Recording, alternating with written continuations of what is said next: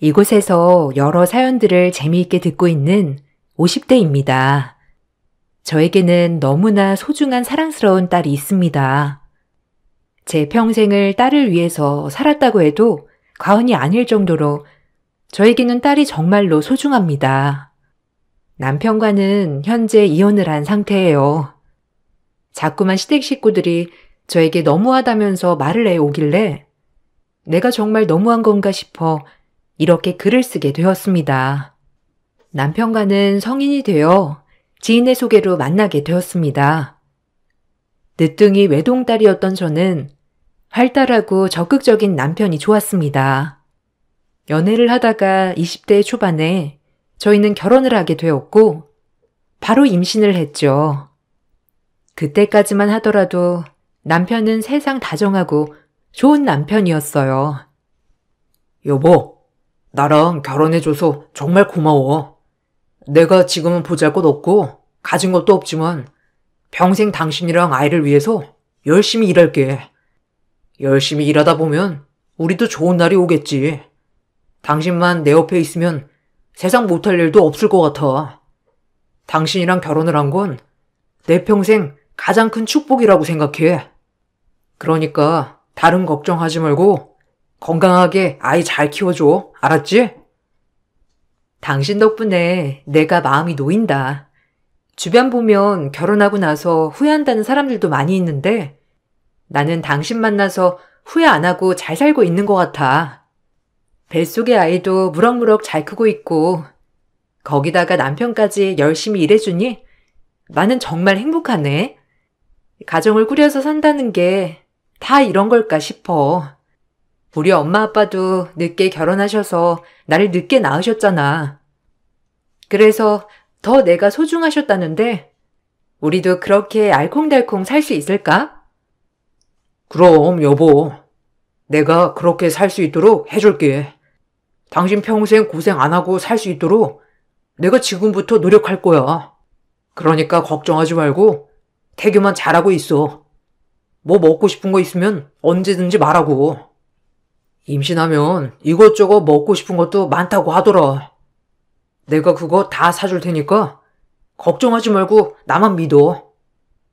남편은 저와 아이를 위해서 열심히 일을 하겠다고 제 앞에서 다짐을 했어요. 항상 행복할 줄만 알았던 저에게 고생문이 열리게 된 것은 딸이 태어나고 돌이 되었을 무렵이었어요. 갑자기 집에 누군가가 찾아왔고 문을 열어보니 남편 이름을 말하면서 갑자기 돈을 달라고 했어요. 영문을 몰라서 가만히 서 있으니 출근을 했다던 남편이 허둥지둥 들어와 그 사람과 실랑이를 벌이다가 둘이서 나가 저녁 늦게서야 집에 들어왔습니다. 여보, 아까 찾아온 사람은 뭐야? 갑자기 빌린 돈을 달라고 해서 너무 깜짝 놀랐어. 당신 친구야? 나는 한 번도 못 봤던 친구 같은데 무슨 돈을 빌렸어?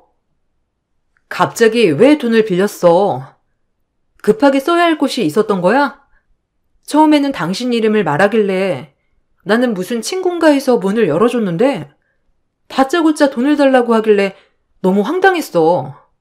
무슨 일이야? 무슨 일이 있는 거야? 그게 여보. 사실은 나 직장 그만뒀어. 내가 그만둔 건 아니고 잘렸는데 어쨌든 당신이랑 딸은 먹여 살려야 하잖아. 그래서 일용직 일을 매일 다니고 있었는데 거기서 알게 된 사람이야. 그래서 아마 당신은 누군지 몰랐을 거야. 집 주소를 알려준 적이 없었는데 어떻게 찾아왔는지 모르겠네. 어쨌든 내가 잘 해결했으니까 걱정하지 마. 왜? 왜 일 그만뒀다는 얘기 안 했어? 그래도 그런 얘기는 바로바로 해줘야지. 그래서 지금은 일용직을 다니고 있는 거야? 매일 그럼 출근한 게 아니고 일용직을 가려고 그 새벽에 나갔던 거였어? 아니, 일이야 그렇다 치더라도 아까 온 사람은 빌린 돈을 달라고 하던데 그건 또 무슨 말이야? 들어보니까 금액도 꽤 되고 직장 그만두고 월급 채우려고 돈 빌렸던 거야? 사실 당신한테 말해야 할 것 같은데 저 사람이 돈 빨리 벌 수 있다면서 도박장을 소개해줬어. 처음에는 한 번 할 때마다 돈도 많이 따서 괜찮을 줄 알았는데 나중에 정신 차려보니까 내가 거기 빠져있더라고. 저 사람한테 돈을 빌려서 하게 되었는데 결국 갚지 못했어. 이래서 갚는다고 했는데 당장 달라고 하길래 그냥 무시하고 있었거든. 솔직히 집까지 찾아올 거라 생각하지 못했어. 미안해. 뭐? 도박이라고? 당신 지금까지 도박을 했던 거야? 그럼 그 빚 때문에 우리 집까지 찾아온 사람이었어? 아니, 어쩌자고 그거래. 얼마나 빌렸길래 저렇게 집까지 찾아온 건데? 여보, 이건 내가 다 알아서 해결할게. 다시는 그런 거 안 할 테니까 제발 용서해줘. 내 말 못 믿겠으면 바로 우리 본가에 가서 내가 약속할게. 내 입으로 엄마 아버지한테도 다 얘기할 테니까 제발 나 한 번만 믿어주라. 내가 처음에는 그냥 생활비 벌려고 간 거였거든. 가니까 처음에는 잘 됐는데 이게 끝까지 가지는 않더라고. 여보, 한 번만 용서해줘. 남편은 제 앞에서 무릎을 꿇고 용서를 구하였고 절대로 다시는 하지 않겠다며 말을 했습니다. 거기다가 제가 못 믿을까봐 바로 다음날 시댁에 가서 자신이 어떤 일을 했는지도 다 얘기를 했죠. 시댁 역시 남편의 일로 뒤집어졌고 난리가 났었습니다. 시부모님께서는 남편의 빚을 갚아줄 테니 이번 한 번만 넘어가 달라며 말을 하셨습니다. 저 역시 아직 아이가 어렸기 때문에 마음에 걸려서 이 사건은 그냥 넘어가게 되었죠. 저는 평생 동안 이때를 그냥 넘어간 것을 후회했습니다. 남편은 이날 이후로 성실하게 다시 취업을 해서 일을 다니는 듯 했습니다. 그렇지만 직장을 취업해도 오래 다니지는 못했어요. 한 번 다니면 길어봤자 1년 다니고 그만두는 일이 부지기수였죠. 남편이 직장을 그만두기라도 하면 바로 생계가 위기에 처했습니다. 이런 일들이 자꾸 반복이 되니 저 역시 너무나도 지치고 힘든 날들이 많았습니다. 버티고 버티다가 아이가 어느 정도 말을 하기 시작하면서 저는 일을 시작하기로 다짐했습니다. 여보, 이제는 수연이도 말도 하고 대화도 잘 되니까 어린이집을 보내는 게 어떨까 싶은데 당신 생각은 어때? 내가 이제 밖에서 나가서 일을 하는 게 좋을 것 같아서. 당신은 아직 맞는 일자리를 찾지 못했으니 당분간은 당신이 수연이를 좀 봐줬으면 좋겠어. 나는 이번에 아는 언니가 사무직 구하는 곳이 있다고 해서 거기 가보려고. 내가 일 시작하면 아이를 못 돌보니 당분간 그렇게 하고 어린이집에 보내자고. 아니, 내가 아무리 일을 쉬어도 1년 이상 쉬어본 적이 없는데 그동안 벌어다 준 돈은 하나도 남겨주지 않고 썼던 거야? 아니, 살림을 어떻게 했길래 당신이 일을 해야 되겠다고 말이 나와? 솔직히 내가 꾸준히 한 직장에서 일을 한 것은 아니지만 그렇다고 해서 부족할 정도로 돈을 벌었던 것도 아니고 1년도 쉬지 않고 다시 일을 시작했는데 고작 몇 달 버틸 돈조차도 없다는 게 말이 돼? 당신 참 말을 쉽게 한다. 당신이 아무리 벌어다 주면 뭐해? 다시 1년 동안 일도 안 하는데 1년 이상 쉬어본 적이 없다고? 그래, 그렇게 연달아서 쉬었던 적은 없었지. 한 달 일하고 3개월 쉬고 2달 일하고 6개월 쉬고 그러면 1년의 절반은 일도 안 한다는 건데 이건 이상하지 않은가 보지? 더 이상은 나도 안 되겠어. 나라도 나가서 돈을 벌어야 생활이 되지. 그러니까 답답한 소리 하지 말고 당분간 수연이 좀 당신이 봐. 저는 그렇게 일을 시작하게 되었습니다. 제가 돈을 벌기 시작하자 남편은 더욱더 집에서 탱자탱자 놀기 시작했죠. 자기가 아이를 보겠다면서 하는 날이 대부분이었는데 퇴근을 하고 집에 돌아가면 집안일은 단 하나도 되어 있지 않을 때가 많았습니다. 그러다 보니 퇴근 후에도 집안일을 하느라 정신없이 하루를 보내는 날이 많았죠. 너무나 체력이 없어 힘들 때면 남편에게 집안일 좀 조금이라도 해두라고 말을 하곤 했습니다. 여보, 집에서 아이 보는 거 쉬운 일이 아닌 건 알고 있는데 그래도 청소를 하던지 설거지를 하던지 아니면 빨래를 하던지 셋 중 하나는 해주면 안 될까? 내가 퇴근을 하고 들어가면 산처럼 쌓여있는 집안일들이 있으니 일이 끝이 없는 것 같아. 그러니까 당신이 수연이 자거나 혼자서 놀 때 조금이라도 해주면 내가 좀 더 수월할 것 같은데. 내가 집안일을 어떻게 해? 거기다가 수연이도 혼자서 놀다가도 나를 찾는데 어떻게 집안일을 하냐고. 그리고 나는 집안일 서툴고 손도 빠르지 않아서 시간도 너무 오래 걸려. 당신이 퇴근하고 와서 하면 금방 다 하잖아. 그럼 누가 효율적이야? 누가 봐도 당신이 효율적이지. 나는 그냥 수연이나 보면서 있을 테니까 당신이 퇴근하고 와서 집안일 하는 게 좋겠어. 아니, 내가 체력이 너무 힘들어서 그래. 나 혼자서 일도 하고 집안일도 하려고 하니까 너무 힘들어. 당신이 뭐 하나라도 같이 해주면 좋을 것 같은데 좀 도와줘. 아니, 하나라도 해줘. 뭘 해야 할지 모르겠다면 내가 뭘 해야 하는지에 대해서도 아침에 얘기하고 갈 테니까 그것만이라도 해줘. 아, 몇 번을 말을 해. 나는 집안일을 못한다니까. 이런 거 못한다고 여러 번 얘기하는데도 왜 나한테 집안일을 하라고 해? 솔직히 말하면 당신이 좋아서 돈 벌러 나가는 거잖아. 내가 돈 꼭 벌어야 한다고 당신 등 떠미는 것도 아니고 당신이 좋아서 나가놓고서는 집안일 안 되어 있다면서 하라고 하면 나는 뭐 기분 좋게 할 수 있겠냐? 뭐? 당신 그게 무슨 말이야? 내가 일을 하는 게 내 욕심 때문에 하는 거라고? 당신 진짜 말 아무거나 한다. 당신이 밖에서 성실하게 일하면서 벌어온 것이 있다면 내가 어린애 놔두고 밖으로 나가겠어? 왜 지금 상황이 나로 인해 만들어진 거라고 말을 하는 거야? 당신은 나한테 미안한 마음조차 없는 거야? 아니면 내가 안쓰럽지도 않아? 웃긴다 정말. 야, 내가 혼자 돈 벌 때는 이런 소리 하나도 안 해놓고서는 너 혼자 돈 버니까 안쓰러워? 정말 웃기네. 그래, 그 잘난 돈 내가 나가서 벌어서 올 테니까 두고 봐. 어떻게든 네가 버는 돈만큼 내가 벌어오면 되는 거잖아. 그렇게 돈 벌어서 오면 집안일이나 하라고 뭐라 그러지 말고. 남편에게 집안일을 해달라고 말을 하면 자기는 이런 것은 절대 못한다면서 화를 내고 집을 나가버리곤 했습니다. 그렇게 집을 나가면 몇 날 며칠을 들어오지 않았죠. 며칠 후에 집으로 올 때는 남편은 손 가득 두둑히 현금을 들고 들어오곤 했습니다.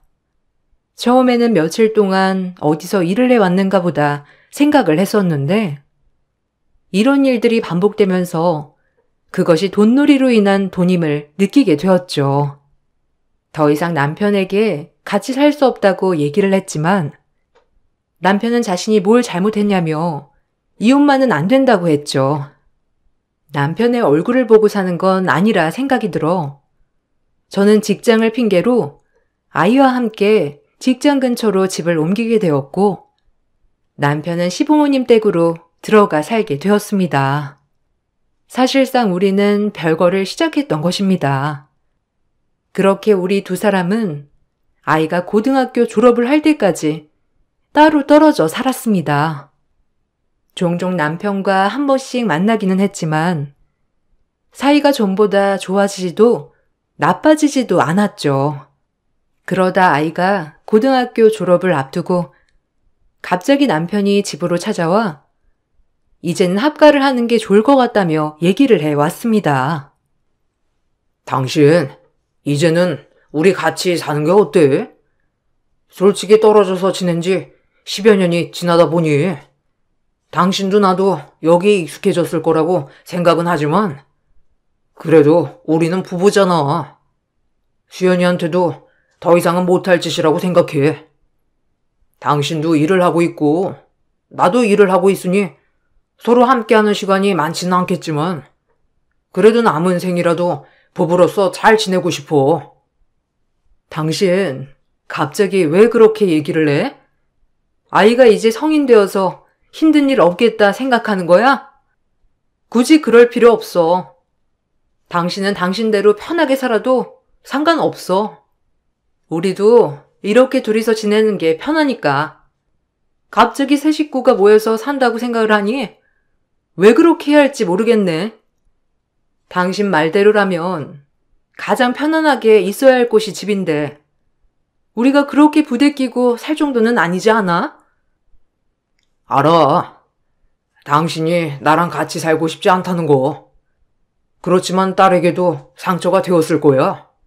내가 조금이라도 지금부터 노력을 한다면 딸 상처도 많이 나아지지 않을까 생각을 해. 다른 것보다 우리 딸과 우리 두 사람만 생각을 하고 결정해줘.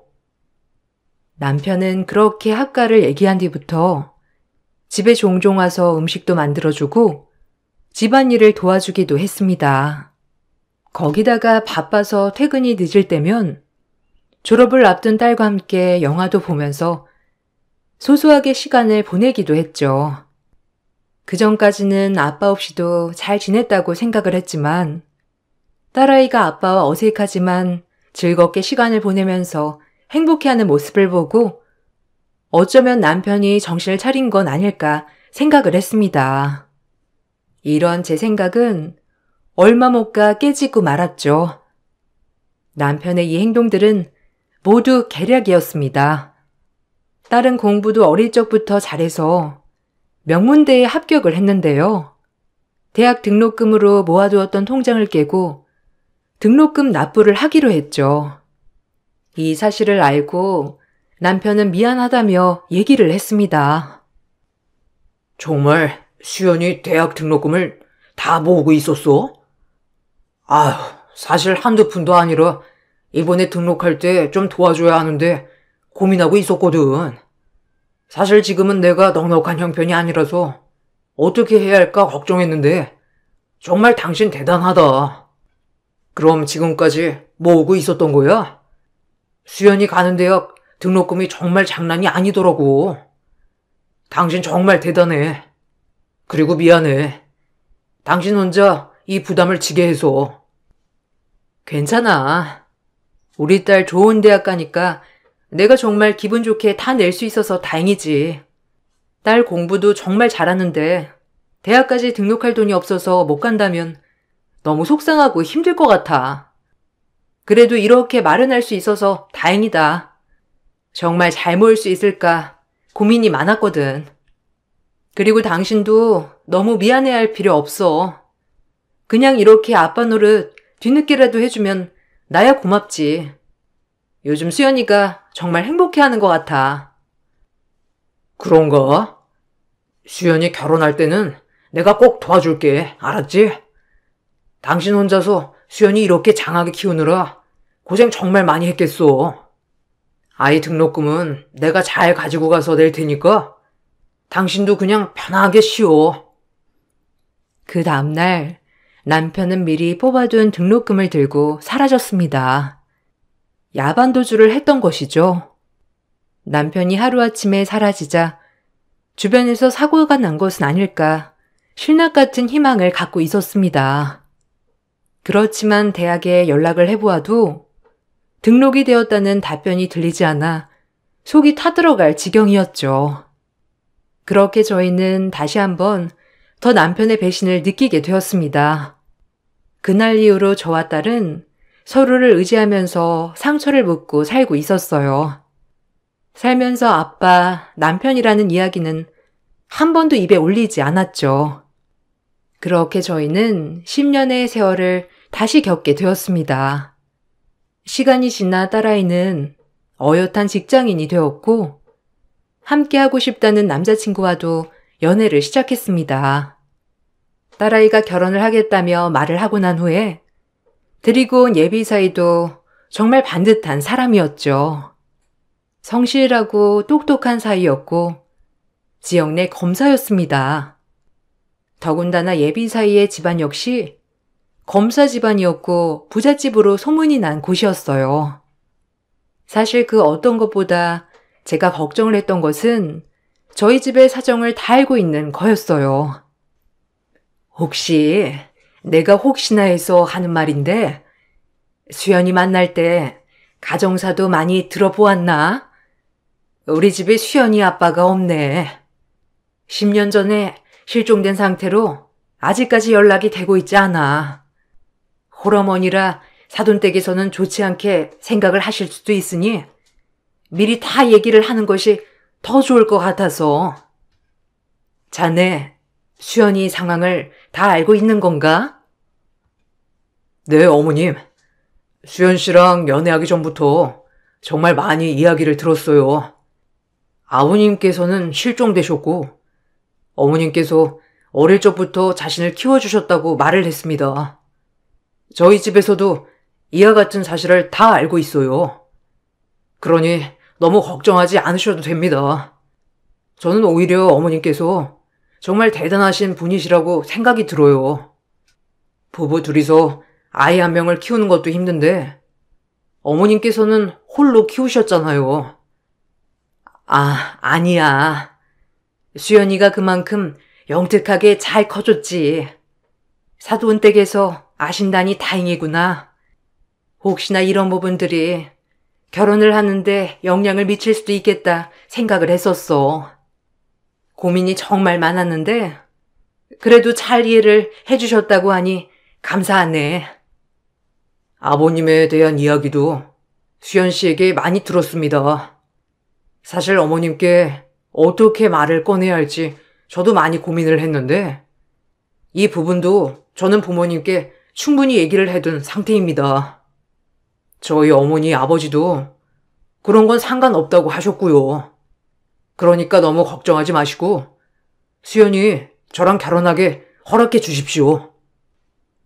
예비사위의 집안이 워낙 좋은 집안이었기 때문에 처음에는 우리 집 사정을 알고 반대를 하는 건 아닐까 생각을 했었는데 알고 보니 딸아이가 너무나 마음에 들어 그 모든 것도 신경이 쓰이지 않았다는 사돈댁의 답변이 있었습니다.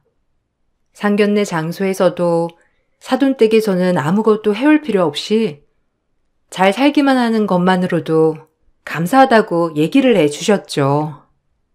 저는 그런 좋은 집안으로 딸이 시집을 가는 것 같아 뭉클하고 기특하기도 했습니다. 그렇게 차분하게 결혼식을 준비하고 결혼식 당일 사건이 발생했습니다. 미리 와서 결혼식 예행 연습을 하고 있었던 제 곁으로 누군가가 다가온 것입니다.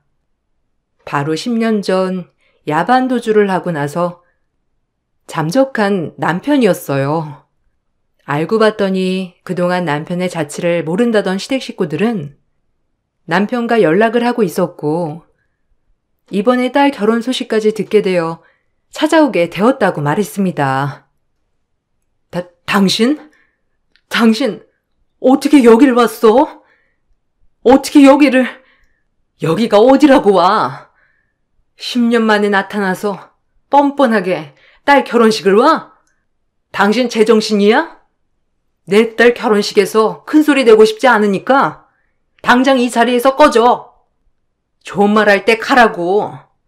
안 그러면 바로 경찰 불러서 당신이 내 딸 등록금 훔쳐서 달아난 거 다 말할 테니까 조용히 꺼지라고. 참나.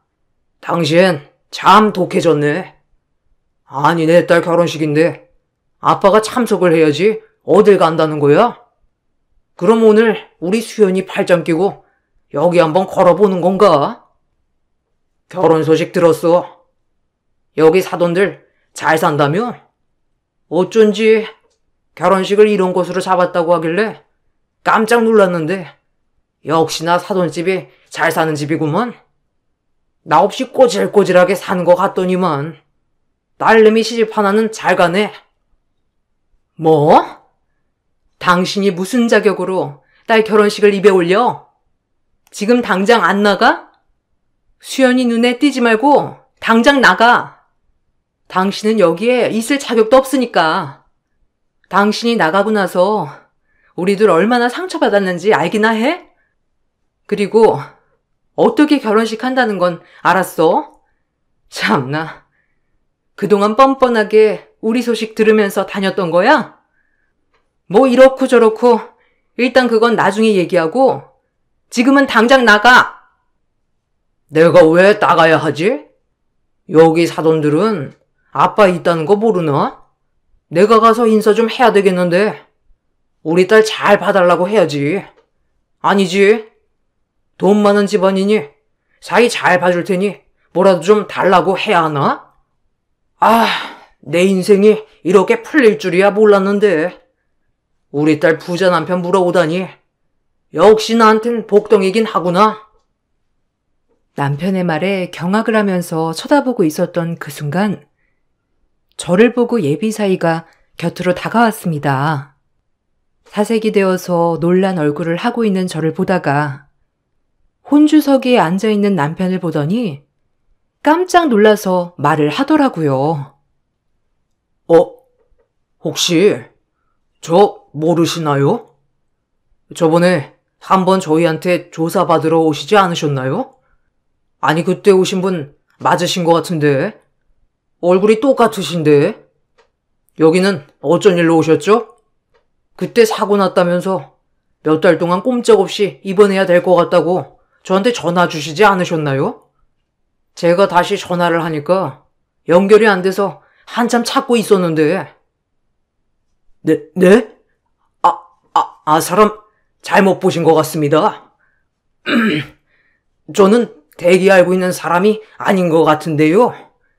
저는 처음 뵙는 것 같은데요. 아닌데요. 거기에 문신한 것도 똑같고 상처 있는 것도 똑같은데요. 여긴 어떻게 오셨죠? 결혼식에 오신 건가요? 예비사이의 말에 남편은 화들짝 놀라더니 갑자기 혼주복으로 입어왔던 양복 상의를 찢듯이 벗어버리고 자리를 피했습니다. 예비사이는 남편을 뒤따라서 갔지만 남편은 소스라치게 놀라면서 도망을 가버렸죠. 잠깐의 이슈라 생각을 했던 일이 지나고 결혼식이 마무리되었습니다. 결혼식이 끝나고 혹시라도 식장에 남편이 남아있나 싶어 둘러봤지만 어딜 봐도 보이지 않더라고요. 그렇게 며칠 후 신혼여행에서 돌아온 딸아이 네애가 집을 찾아왔습니다. 그때 예비사이가 한 이야기는 정말 놀라웠어요. 그래, 신혼여행은 재미있었니? 안 그래도 신혼여행 다녀오고 이것저것 인사 다니느라 힘들었을 텐데 나는 그냥 통화로 얘기해도 될 것을. 어쨌든 결혼해서 이제 진짜 부부가 되었으니까 서로 배려하고 아끼면서 잘 살았으면 좋겠어. 그리고 김서방, 그 결혼식 날에 내 옆에 있었던 남자를 알고 있었던 거야? 뭐 이런저런 이야기를 하던데. 어머님, 혹시 그분이 수연 씨 아버지 되시나요? 안 그래도 저희도 조사하면서 이상하다 싶은 부분들이 있었는데 혹시나 싶어서 찾아보니 수연 씨 아버지가 맞았네요. 이번에 조사하고 있던 사기 사건 피의자셨어요. 조사가 필요해서 몇 번 조사 요청을 했는데 갑자기 사고가 났다고 하면서 몇 달 동안 병원에 꼼짝없이 누워 있어야 한다면서 조사에 응하시지 않으셨거든요. 다시 연락을 드려도 받지도 않으시고 병원도 말씀을 안 해주셔서 찾고 있었는데 딱 거기 나타나셨더라고요. 아이고, 김서방한테 부끄러운 일이었네. 내가 정말 창피하고 부끄러워서 뭐라 할 말이 없네. 그래, 수연이 아빠가 뭐가 사기 사건을 벌인 거야? 아니, 그 사람은 왜 그런 일을 하고 다니는 거야, 정말? 정말 면목 없네.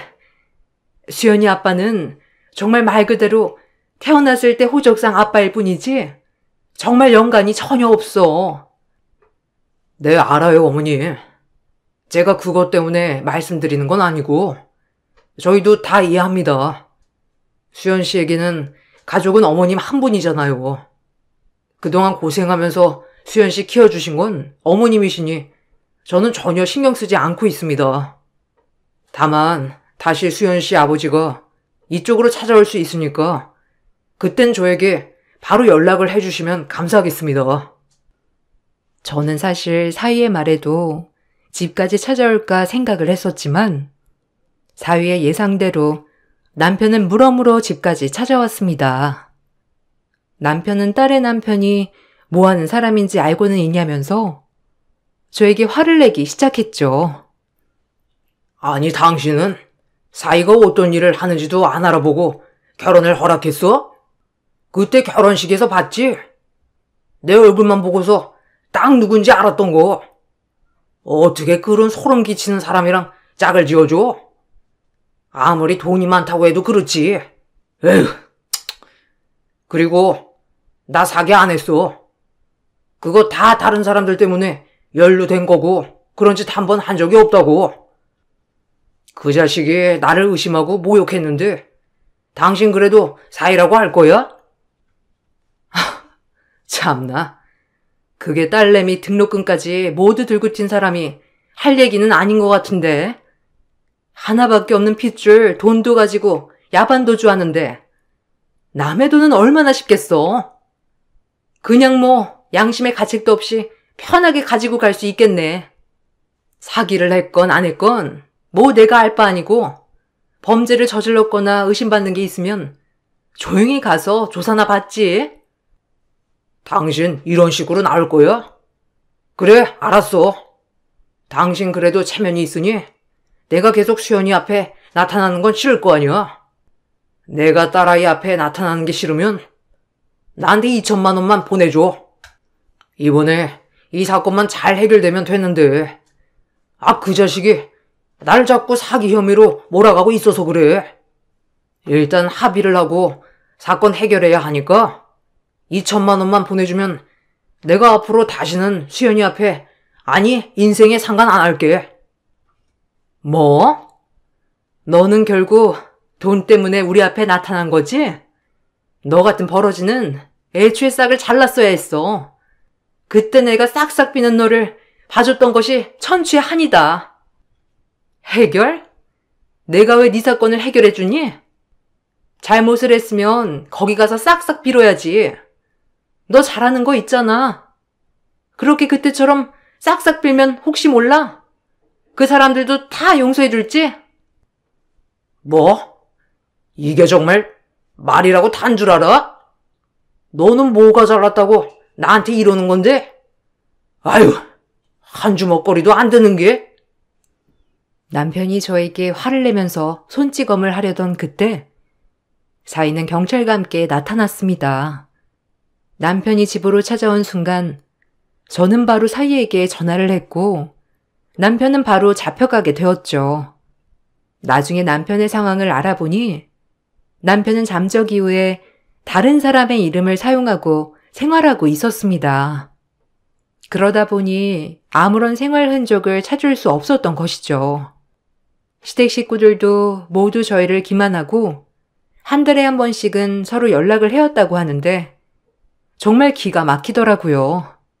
저는 남편을 실종 신고해 놓고서는 그대로 서류 정리도 못하고 살았는데 멀쩡하게 잘 지내고 있는 남편을 알고 있었다고 생각하니 참 어이가 없고 화가 났습니다. 붙잡힌 남편은 사기 행각이 점점 드러나게 되면서 처벌 위기에 처했습니다. 그와 동시에 저 역시 남편의 실종 신고를 해지하고 이혼 청구를 진행하였죠.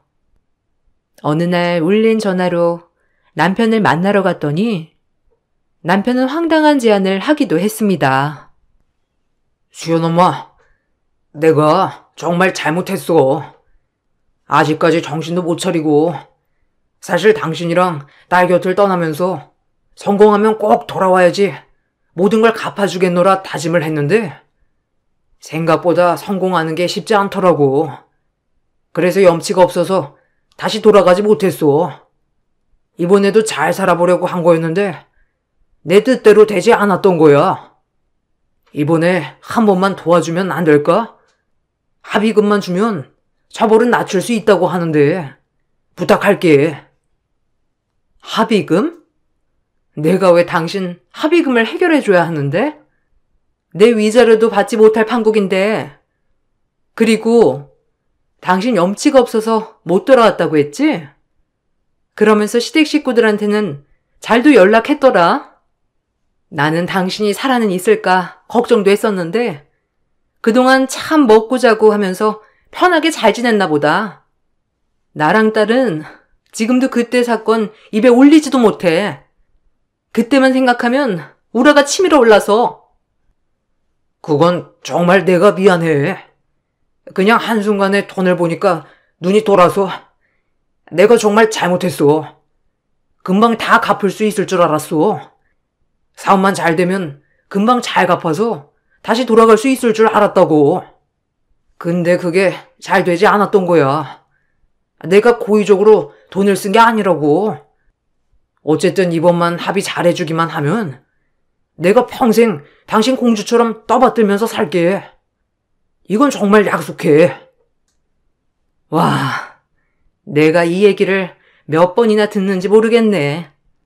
당신 결혼할 때도 그랬지? 결혼하고 나랑 아이 위해서 평생을 바치겠다고.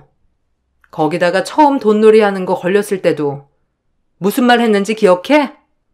다시는 그런 거 하지 않겠다며 나한테 무릎 꿇고 싹싹 빌었어. 그래 놓고서는 당신은 하나 변한 게 없었는데 내가 당신을 뭘 믿어야 하지? 그리고 내가 공주가 되려면 당신은 왕자여야 되잖아. 근데 당신은 길거리 거지만도 못한 사람인데 어떻게 내가 공주가 돼? 난 당신 내 옆에도 두고 싶지 않아. 그러니까 제발 내 인생에서 좀 꺼져줘. 처음 돈놀이 하다 걸린 날처럼 남편을 울며불며 매달리며 부탁했지만 저는 그 부탁을 들어주지 않았습니다. 남편에게는 이혼을 청구했습니다. 그동안 생활비는커녕 양육비도 주지 않았던 남편에게 지금까지의 모든 사실들을 밝힌 후 이혼을 청구하였죠. 거기다가 현재 살고 있는 집 역시 남편의 노력이 하나도 들어가지 않았다는 점, 남편이 집안의 재산을 모두 탕진했다는 점 등을 주장하여 재산 분할도 해줄 수 없다고 했습니다.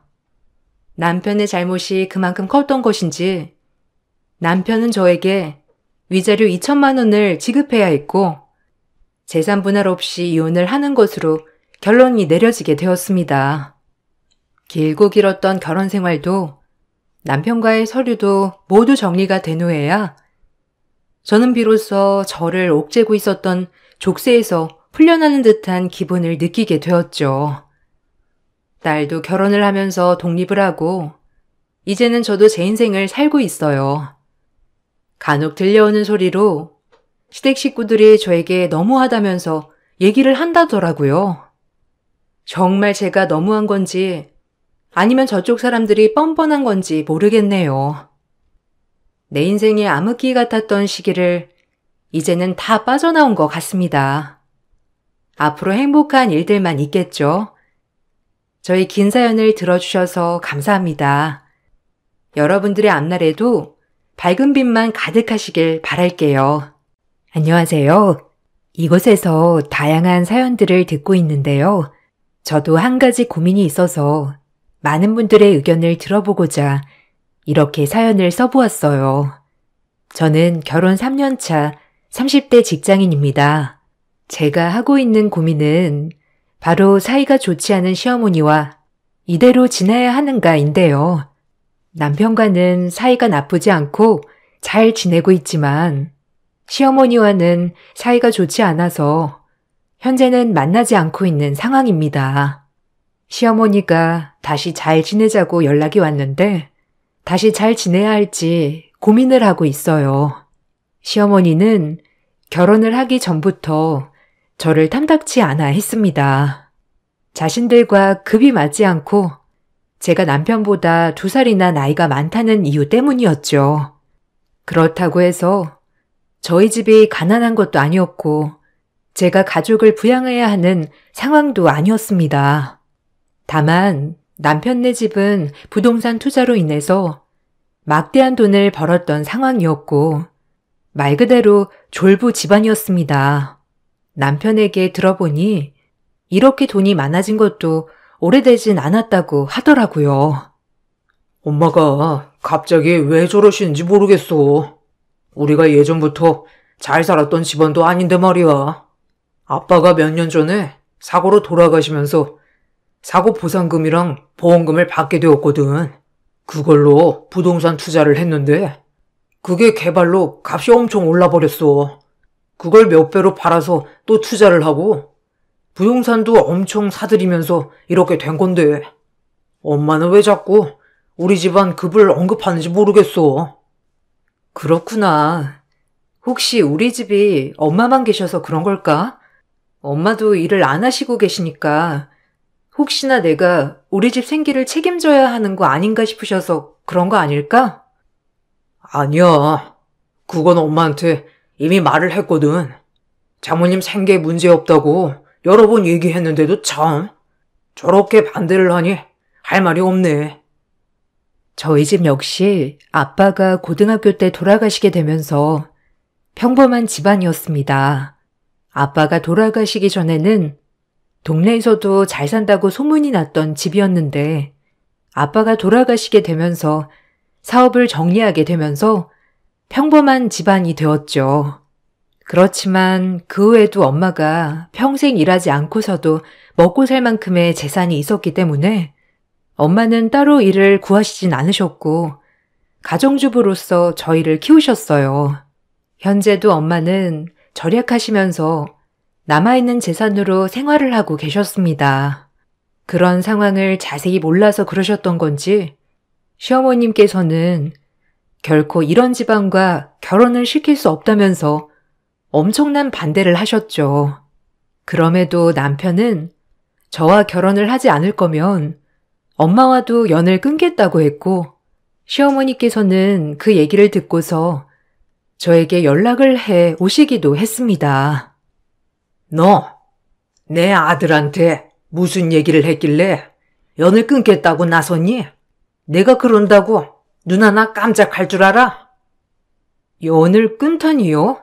그게 무슨 소리인지 모르겠습니다만 제가 얘기를 했던 건 아니에요, 어머님. 어머님은 무슨 얼어 죽을 어머님이야? 너, 내 아들한테 이상한 얘기해서 깨어날 거면 지금 당장 그만둬. 내가 너 가만 안 둘 거야. 일단 진정하시고 제 상황도 한번 들어보세요. 상황? 무슨 상황? 홀어머니에 직업도 없으시고 거기다가 너는 일반 사무직 아니니? 그 월급으로 엄마까지 부양하기는 어렵다 생각이 들어서 대기업 다니는 우리 아들 깨어낸 거잖아. 우리 아들 월급으로 네 엄마 부양하려고 한 거니? 예, 꿈도 크다. 너네 집안이랑 우리 집안이 어울린다고 생각하냐? 정신 차리고 너네 엄마 만나서 단판 내기 전에 네가 정리해라. 시어머님의 말에 저도 결혼에 대해서 엄청나게 고민을 많이 했습니다. 아무리 나를 미워한다고 해도 집안까지 들먹이며 얘기를 하는 건 아니라 생각이 들었죠. 그래서 남편에게 결혼을 할 수 없다고도 말을 했어요. 그랬더니 남편은 자신만 믿고 결혼을 하자고 했죠. 남편은 말 그대로 저희 집으로 들어와 살기 시작했습니다. 시모와 연을 끊고 집을 나왔다면서 저희 집에서 처가살이 하겠다고 찾아왔던 거죠. 그렇게 몇 개월이 지나고 시모는 백기를 들었습니다. 내가 미안하다. 종훈이가 너랑 꼭 결혼을 하겠다고 하니 내가 어떻게 하겠니? 어머님, 혹시나 저희 엄마 생계 때문에 고민하셨던 거라면 걱정하지 않으셔도 돼요. 종훈이한테는 다시 들었다. 어쨌든 이렇게 된 거 잘 지내보자꾸나. 네, 어머님. 걱정하지 않도록 저도 잘할게요. 종훈 씨랑도 잘 살게요. 그렇게 우여곡절 끝에 결혼을 하게 되었어요. 결혼을 하고 나서는 사실 시어머니와의 사이는 좋은 편은 아니었습니다. 명절이나 축일 같은 날엔 같이 만나 식사를 하는 정도로 지내고 있었어요. 시어머니도 저에게 따로 연락을 해 오지는 않았고 남편에게는 종종 연락을 하는 듯 했습니다. 저 역시 시어머니에게 전화를 하진 않았고 남편 역시 이렇게 거리를 두고 생활하는 것이 좋을 것 같다며 얘기를 했었죠. 겉으로 보기에는 그럭저럭 잘 지내는 고부 사이로 보일 수도 있었지만 사실상 친밀하게 잘 지내는 사이는 아니었어요. 그렇게 1년여의 시간이 지나고 나서부터 시어머니의 본성은 다시 드러나기 시작했습니다. 어느 날 갑자기 남편 빼고 저만 부르는 일이 많아졌어요. 예, 이번 주말에 뭐하니? 종훈이한테 물어보니까 잔업 있어서 출근해야 한다고 하고 너는 뭐 할 거니? 아, 주말에는 별일 없어요, 어머님. 왜 그러세요? 시간 있으면 집에 좀 오거라. 이것저것 챙겨줄 거 있으니까 와서 챙기고 가. 갑자기요? 종훈 씨 끝나고 가면 너무 늦어서 안 될 것 같은데 다음에 갈까요? 아니다. 물건 뭐 챙겨서 가기만 하는 거니까 그냥 너만 와도 될 것 같다. 그럼 올 때 연락하거라. 시어머니는 갑자기 주말에 집으로 오라고 연락을 해 오시기도 했습니다. 평소에 연락이 오지 않으셨던 분이셨기 때문에 의아하면서 찾아갔지만 시댁에 가고 나서는 깜짝 놀랄 수밖에 없었죠. 어머님, 이게 다 뭐예요? 웬 이불들이 다 나와 있어요?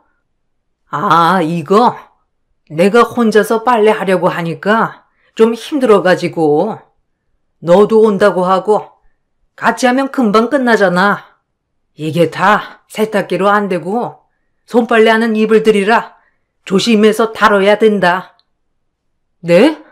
갑자기 이불 빨래요? 어머님, 이거 제가 못해요. 그냥 업체에 맡기면 금방 될 텐데. 언제 다 가지고 가서 맡기니? 그냥 너랑 내가 후딱 하면 될걸. 얼른 움직이자. 어머님, 저 곧 있으면 가봐야 돼요. 급하게 전해주실 거 있는 줄 알았어요. 이불 빨래는 필요하시면 제가 가면서 업체에 맡길게요. 시어머님은 갑자기 이불 빨래를 해야 한다면서 사계절 이불들을 모두 빼놓아서 기다리고 있었어요. 그런 상황에 당황스럽기도 하고 이걸 시키려고 불렀구나 싶어서 화가 나기도 했죠. 그래서 저는 약속이 있다면서 빠져나온 후 남편에게 전화를 했습니다. 남편은 바로 시어머님에게 전화를 했는지 시어머님은 바로 저에게 연락을 해 오셨습니다. 아니 얘, 너는 그새 또 일로 바쳤니? 이런 집안일 하면서 친해지는 거지? 그거 가지고 남편한테 쪼르르. 아이고 참, 남편 없는 사람 서러워서 살겠니? 어머님, 뭐 가지고 가라고 얘기를 하셨잖아요. 저도 약속이 있는데 뭐 가지고 가라고 해서 시간 내서 간 건데 갑자기 그렇게 일을 시키시면 너무 당황스럽죠. 다음에 무슨 일 있으시면 미리 말씀을 해주세요. 원래 여자들은 집안일 같이 하면서 친해지는 거야. 뭘 모르니까 다 싫다고 하지. 내가 일부러 너 오라고 했겠니? 겸사겸사 청소도 같이 하면서 친해지자고 부른 거지. 친해지려고 이불 빨래 시키는 것이었으면 동네 빨래방 세탁기랑은 절친되겠어요. 다음에는 이런 거 그냥 빨래방 맡겨달라고 말하세요. 그날 이후로도 시어머님은 포기하지 않고 남편만 빼고 저를 불렀죠. 한 번은 시어머님이 불러서 가보니 시어머님의 여동생 시이모님이 집에 계시더라고요. 타지에서 살고 계셨던 터라 저도 결혼식 이후로는 처음이었죠. 어머, 안녕하세요. 어쩐 일로 여기까지 오셨어요? 예, 내가 못 올 것도 아니? 그냥 언니 보고 싶어서 왔지. 너는 웬일이니? 아, 저는 어머님이 잠깐 들리라고 해서 왔어요. 어머님, 무슨 일로 부르셨어요? 종훈이 좋아하는 반찬이랑 이것저것 보내려고 불렀어. 종훈이가 이번에 통 입맛이 없다고 하길래 내가 좀 했다. 가지고 가서 먹어라. 잠깐만 기다려. 예, 저런 시애미가 세상에 어디 있니? 며느리 밥 잘 챙겨 먹으라고 반찬도 해먹여. 좀 자주 와서 얼굴도 비치고 해야지. 시어머니가 불러야 이렇게 오는 거야? 요즘 며느리가 이렇게 안 와도 되는 거니? 어머, 남편은 저희 친정에 명절이나 모임 아니면 가는 일도 없는데요? 심지어 전화번호도 몰라요, 이모님. 남자랑 여자랑 같니? 여자는 자고로 시댁이 잘해야 일이 술술 잘 풀리는 거다. 에이, 그건 너무 옛날 사상이죠.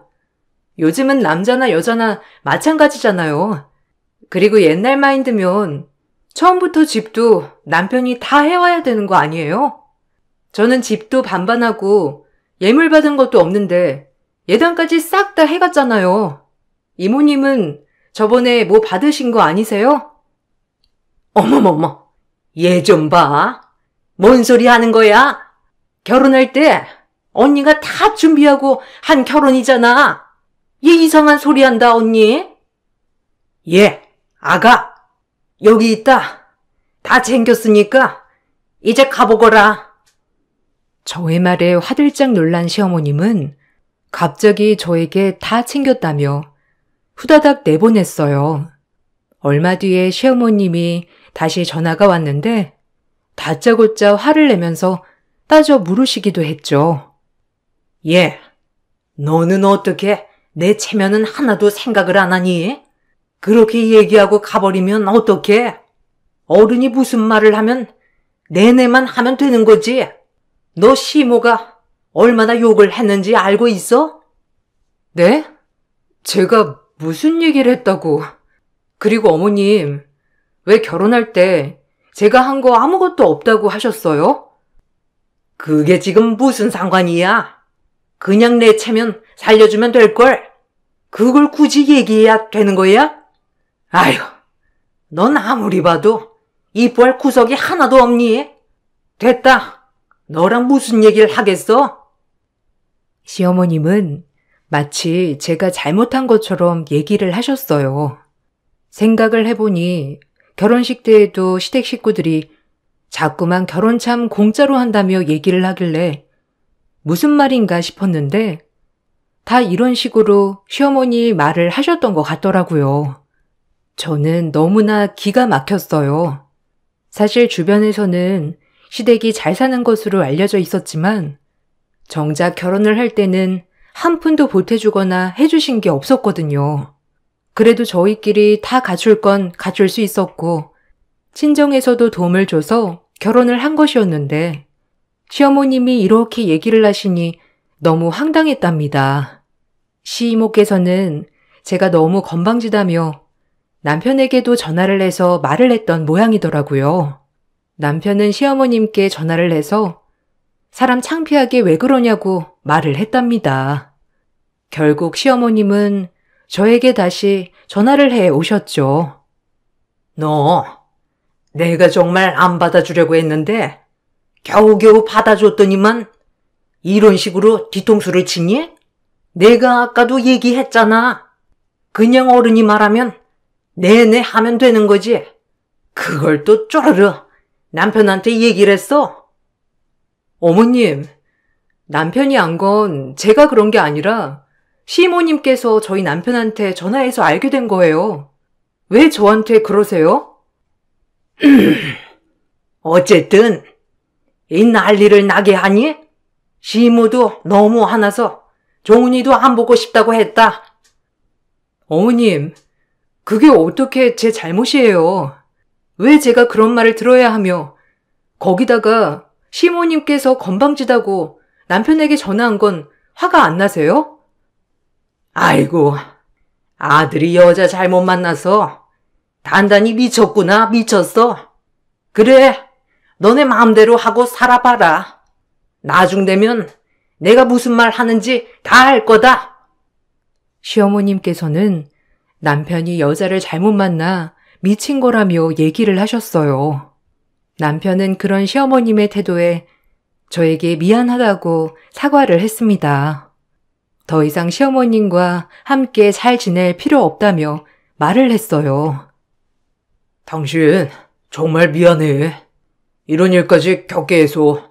아마 엄마가 이모한테 이런저런 얘기를 했나 봐.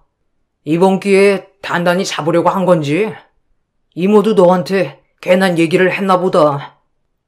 이모님이 그러신 건 별로 신경 안 쓰이는데 어머님한테는 좀 내가 참을까 싶기도 하네. 아니야.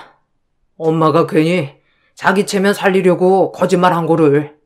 솔직히 이번에 남들 시선만 중요하게 생각하는 거 고쳐야 돼.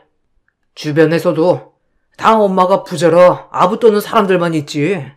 정작 제대로 얘기해주는 사람들도 없거든. 당신이 나한테 미안해야 할 필요는 없어. 그래도 할 수 있는 만큼은 해봐야지. 그렇지만 다음에도 또 이렇게 무시하시면 나는 독하게 말할 수밖에 없을 것 같아. 네가 그렇게 행동을 해도 다 이해할 수 있어. 괜찮아. 남편은 시아버지가 돌아가시고 나서 심리적으로 어려움을 겪었던 시어머님이 그나마 돈을 벌고 나서 밝아진 것 같아서 좋았다고 얘기를 했어요. 그런데 점점 그 도가 지나치더니 돈이 전부라고 생각을 하기 시작했다고 하더라고요. 그런 시어머님이 한편으로는 안타깝다는 생각도 했죠. 어떤 일이든지 마음에 들어하지 않는 시어머님의 태도에 저도 힘이 들었지만 그렇다고 해서 이런 식으로 나쁘게 지내고 싶은 생각은 없었어요. 고민을 하고 있었는데 시어머님께서 먼저 저에게 만나자고 하셨죠. 예, 내가 생각을 해보니까 좀 너무한 것 같아서 미안하다. 아니에요, 어머님. 저도 날 서서 얘기를 했는걸요. 저도 죄송해요. 이번에 내가 상품권을 좀 받은 게 있는데 너랑 같이 쇼핑하면서 맛있는 것도 먹으면 좋겠다 싶어서. 언제 쉬니? 괜찮으면 같이 갈래? 좋아요, 어머님. 주말은 너무 번잡할 테니 평일에 연차 써서 찾아뵐게요. 저는 시어머님께서 먼저 손을 내밀어 주셔서 다시 한번 잘 지내보자 생각을 하게 되었습니다. 자존심도 강하셨던 시어머님께서 먼저 만나자고 한 건 큰 용기라고 생각을 했기 때문이었어요. 그렇게 저는 시어머님과 약속을 잡고 찾아뵙게 되었습니다. 시어머님 댁에 찾아가니 어머님께서 잠시 옷을 입고 오겠다며 기다리라고 하셨습니다. 아가, 나 아직 다 못 챙겨서 잠시 기다리고 있을래? 아, 저번에 받은 상품권이 안방에 있는데 그것 좀 챙겨다오. 네, 어머님. 상품권 어디에서 찾아야 돼요? 안방 드레스룸에 있어요? 그래. 드레스룸 거울 앞쪽에 보면 있을 거다. 잘 챙겨야 돼. 100만 원권으로 몇 장 있으니까. 시어머님께서는 챙기고 있을 테니 안방에서 상품권을 찾아주라고 하셨고 화장대에 가보니 상품권 봉투가 있었어요. 저는 그냥 그대로 가지고 나와 시어머님에게 드렸습니다. 백화점에 도착을 하고 나서 시어머님께서는 제 옷도 사주시고 본인 옷도 사면서 같이 쇼핑을 했어요. 아직 마음이 편한 것은 아니었지만 저도 적극적으로 시어머님의 쇼핑을 도와드렸죠. 그러다가 시어머님께서 예약을 한 가방이 있다면서 저를 데려가셨어요.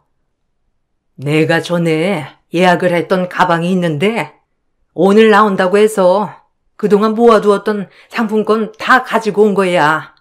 이번에 쓰려고. 아, 그러시구나. 상품권을 몇백만 원씩 모아두셨어요? 주변에서도 선물로 주기도 하고 내가 사둔 것도 있고 안 쓰고 놔뒀다가 이렇게 하나씩 살 때 쓰는 거지. 보자. 아니, 왜 상품권이 하나가 비는 거지? 네? 어머님, 잘 찾아보세요. 상품권 부족하세요? 이상하다. 오늘 아침까지 다 세고 나왔는데 100만 원짜리 하나가 비네. 그럴 리가요. 계속 상품권은 제 가방에 그냥 담아두셨잖아요. 잘 세어보세요. 아니면 어머님이 잘못 세신 거 아니에요? 얘는 무슨? 내가 뭐 잘못 살 일이 뭐가 있니? 부족하시면 그냥 다른 걸로 결제하세요. 상품권 개수를 잘못 알고 계셨을 수도 있고 다른 곳에 놔두신 거일 수도 있으니까. 뭘 다른 곳에 놔?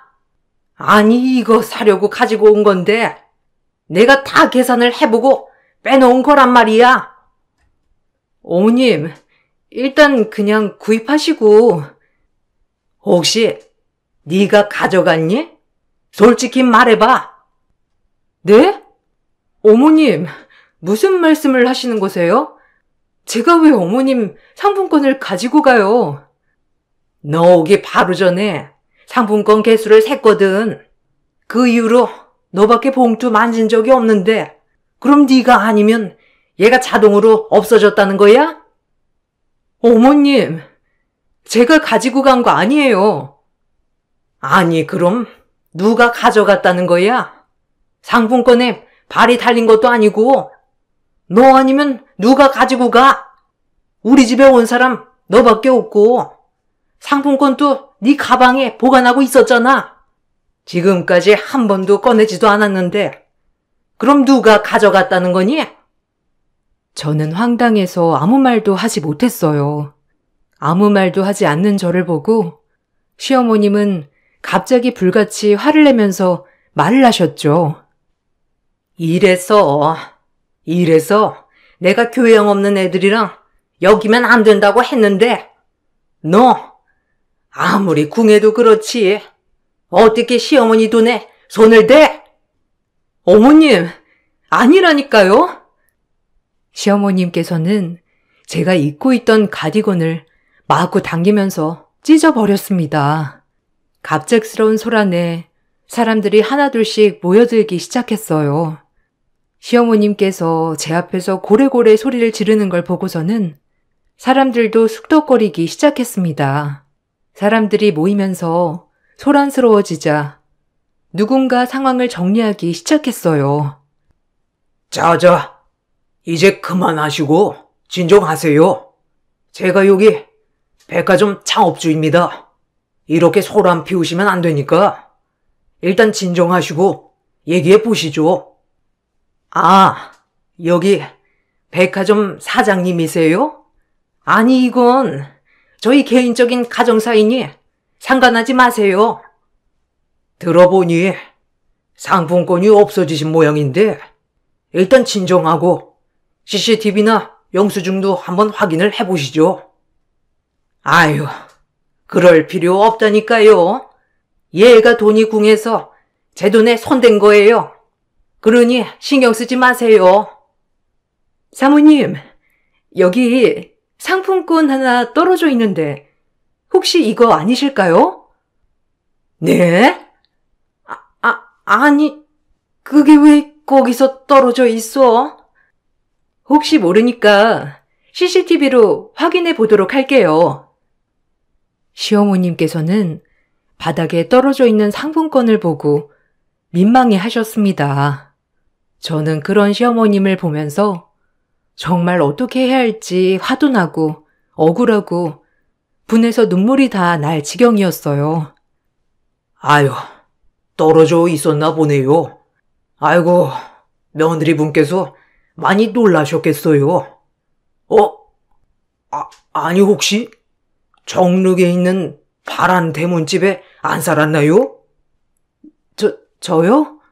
아, 네. 정릉에 있는 파란 대문집에 살았었어요. 근데 그걸 어떻게... 그럼 제조공장 운영하셨던 김 사장님 따님이신가요? 네. 어떻게 저희 아버지를 아세요? 저 거기 살았던 양씨 아저씨예요. 아이고, 이렇게 만나게 되니 참 신기하네요. 어떻게 여기에? 어머님, 아버님은 잘 계시죠? 창업주는 저를 보더니 갑자기 정릉 파란 대문집에 안 살았냐고 물어봤습니다. 제가 맞는다고 하니 깜짝 놀라면서 자신이 거기에 새들어 살았던 사람이라고 얘기를 하셨죠. 얼굴을 자세하게 보니 정말로 집 바깥에 살았던 아저씨였어요. 그때 사업이 망하면서 우리 지역으로 왔는데 사정이 딱한 아저씨를 구제해 준 것이 바로 저희 아빠였습니다. 아이고, 세월이 벌써 이렇게 흘렀네요. 그때 초등학생이었는데 어느새 이렇게 결혼까지 했다니? 어렸을 땐 김 사장님 판박이었는데 지금은 어머니랑 똑 닮아서 금세 알아봤어요. 아, 네. 반가워요, 아저씨. 그때 꽤 오래 사셨죠? 그렇죠. 한 2, 3년 산 것 같은데 어머니 아버지는 건강하세요? 아, 아빠는 고등학교 때 돌아가셨어요. 저희도 초등학교 졸업하고 바로 이사를 갔고요. 어쩐지 제가 나중에 찾아가 보니 번호도 바뀌고 이사도 갔다고 하더라고요. 아버님 사업장도 찾아봤는데 없더라니. 그러셨군요. 네, 아빠가 종종 얘기를 하셨는데 이렇게 백화점까지 운영하시다니 깜짝 놀랐어요. 이건 다 김 사장님 덕분이죠. 이 빚을 갚을 날이 이제 온 것 같네요. 사장님의 말에 저는 무슨 말인가 싶었지만 며칠 후에 그 궁금증이 해소가 되었습니다.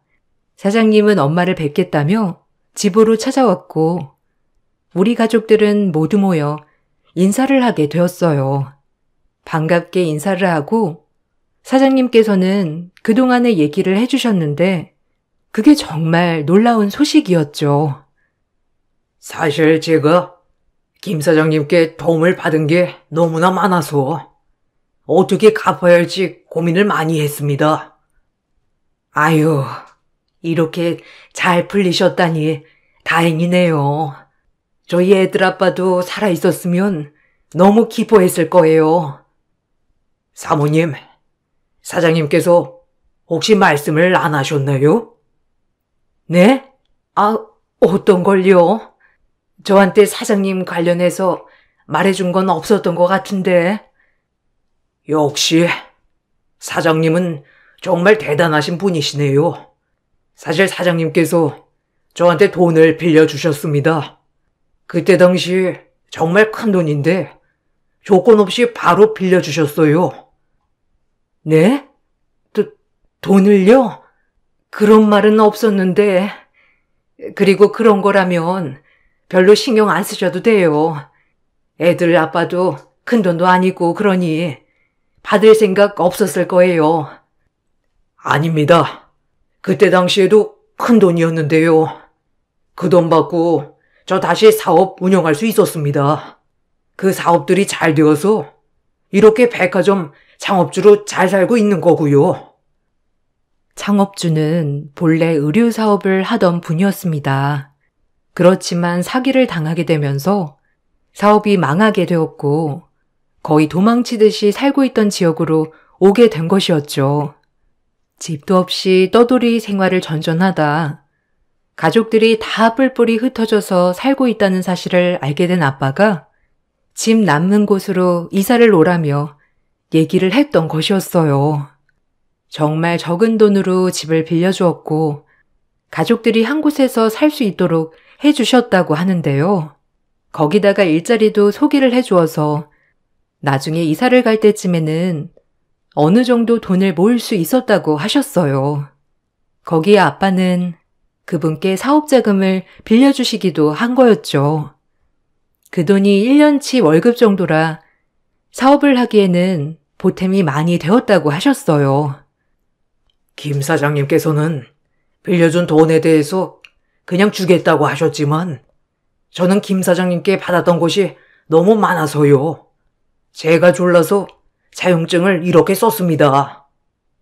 어머, 남편 글씨랑 도장이 많네요. 이런 게 있을 거라 생각도 못했어요. 아유, 아마 김 사장님 성격으로는 이렇게 작성만 하시고 버리셨을 것 같긴 하지만 어쨌든 저는 이렇게 가지고 있었습니다. 이제 그 빚을 갚을 때가 된 것 같네요. 아유, 괜찮아요, 사장님. 저희 애들 아빠도 갚지 않아도 된다고 했을 거예요. 그때 힘들었을 때고 저희도 다른 분들 도움받으면서 살았던 기억도 있어서 정말 갚지 않으셔도 됩니다. 아닙니다. 김 사장님 도움이 아니었더라면 저는 이렇게 잘 살지 못했을 겁니다. 김 사장님이 도와주신 덕분에 사업에 더 열중할 수 있었고 열심히 일을 할 수 있었습니다. 저는 꼭 이 빚을 갚고 싶어서 이렇게 준비를 해봤는데 꼭 받아주셨으면 좋겠습니다. 사장님께서 가지고 오신 것은 바로 백화점 지분이었습니다. 가족들은 정말 깜짝 놀라서 받을 수 없다고 극구 반대를 했지만 사장님께서는 이것마저 받지 않는다면 평생 무거운 마음을 갖고 살게 될 거라고 얘기를 하셨죠. 저희는 그렇게 백화점 지분을 받게 되었습니다. 엄마는 가족들에게 모두 고르게 나눠주셨고 거기다가 백화점에서 의류 브랜드를 오픈하게 되었죠.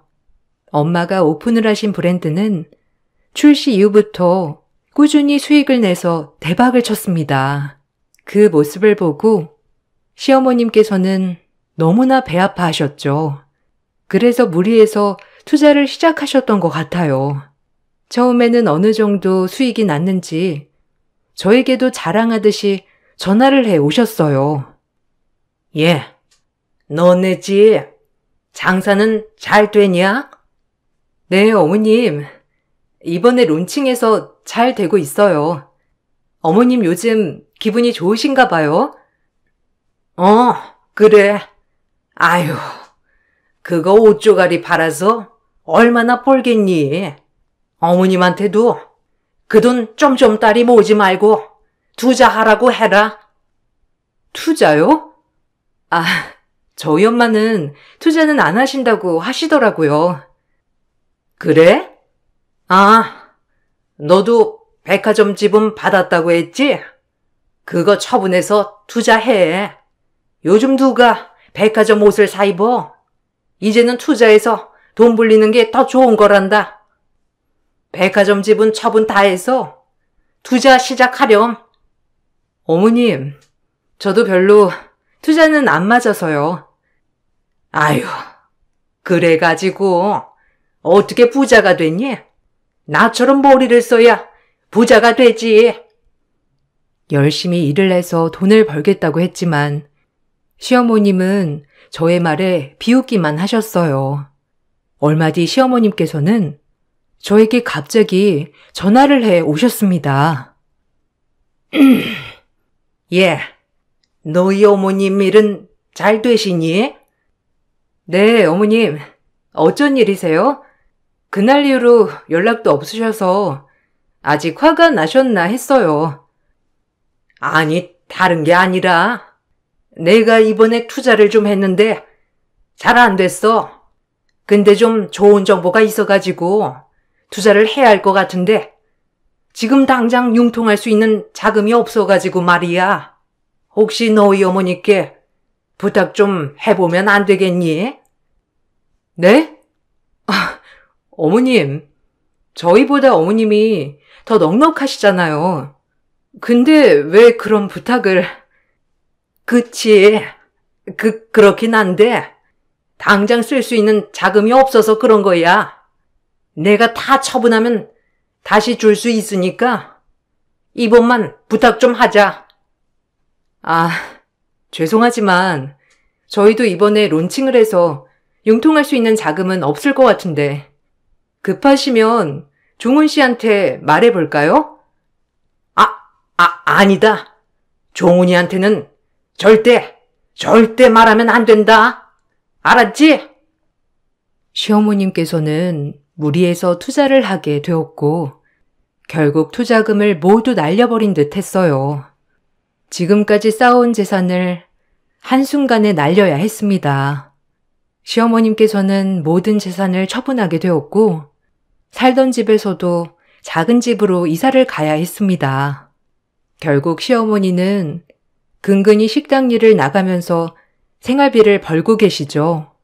다른 가족들에게 도움을 요청했지만 자신이 부자였을 때 옆에서 붙어있던 사람들은 어디 갔는지 다들 외면하기 바빴죠.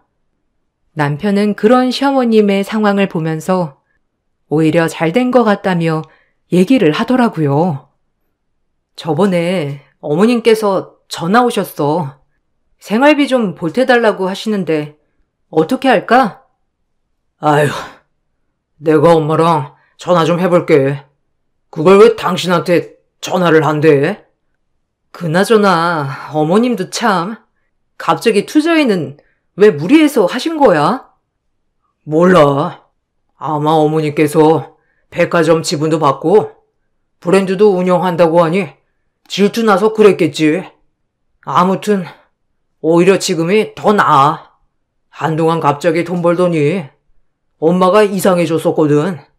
그나마 집이라도 건진 게 다행이지. 차라리 이렇게 하면서 엄마가 좀 정신 차려야 할 것 같아.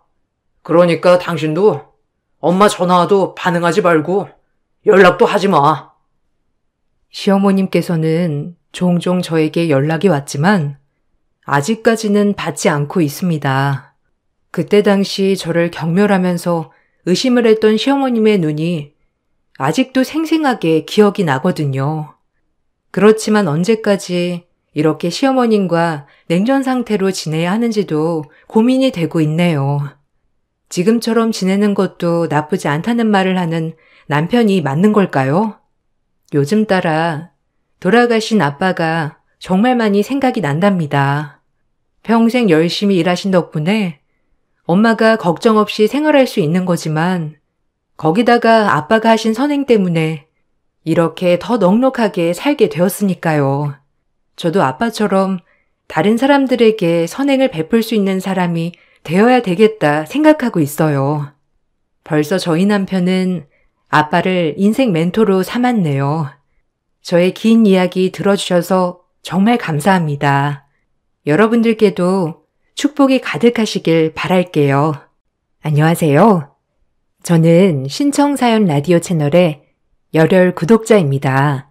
경기도에 거주하고 있고 40대 중반이죠. 제 이야기가 재밌을지 모르겠지만 저도 제가 겪었던 사연을 한번 써보려 합니다. 어려서 친정아버지가 일찍 돌아가시고 저희 엄마가 한평생 저와 제 동생을 뒷바라지하며 키우셨어요. 고생이란 고생은 다 하셨죠. 18살 어린 나이에 시집온 엄마는 몸이 부서져라 이랬다고 들었어요. 그런데 아빠는 일찍 돌아가시고 저와 여동생만이 엄마 품에 남았죠. 어렸을 땐 악착 같은 엄마가 싫기도 했어요. 밥 얼른 먹어. 밥 안 먹으면 다 치워버린다. 이거 엄마가 오늘 일하는 데서 얻어온 건데 이렇게 안 먹으면 어떡하겠다는 거야? 싫어. 안 먹어. 맨날 김치랑 밥만 있고. 나도 소세지 먹고 싶단 말이야.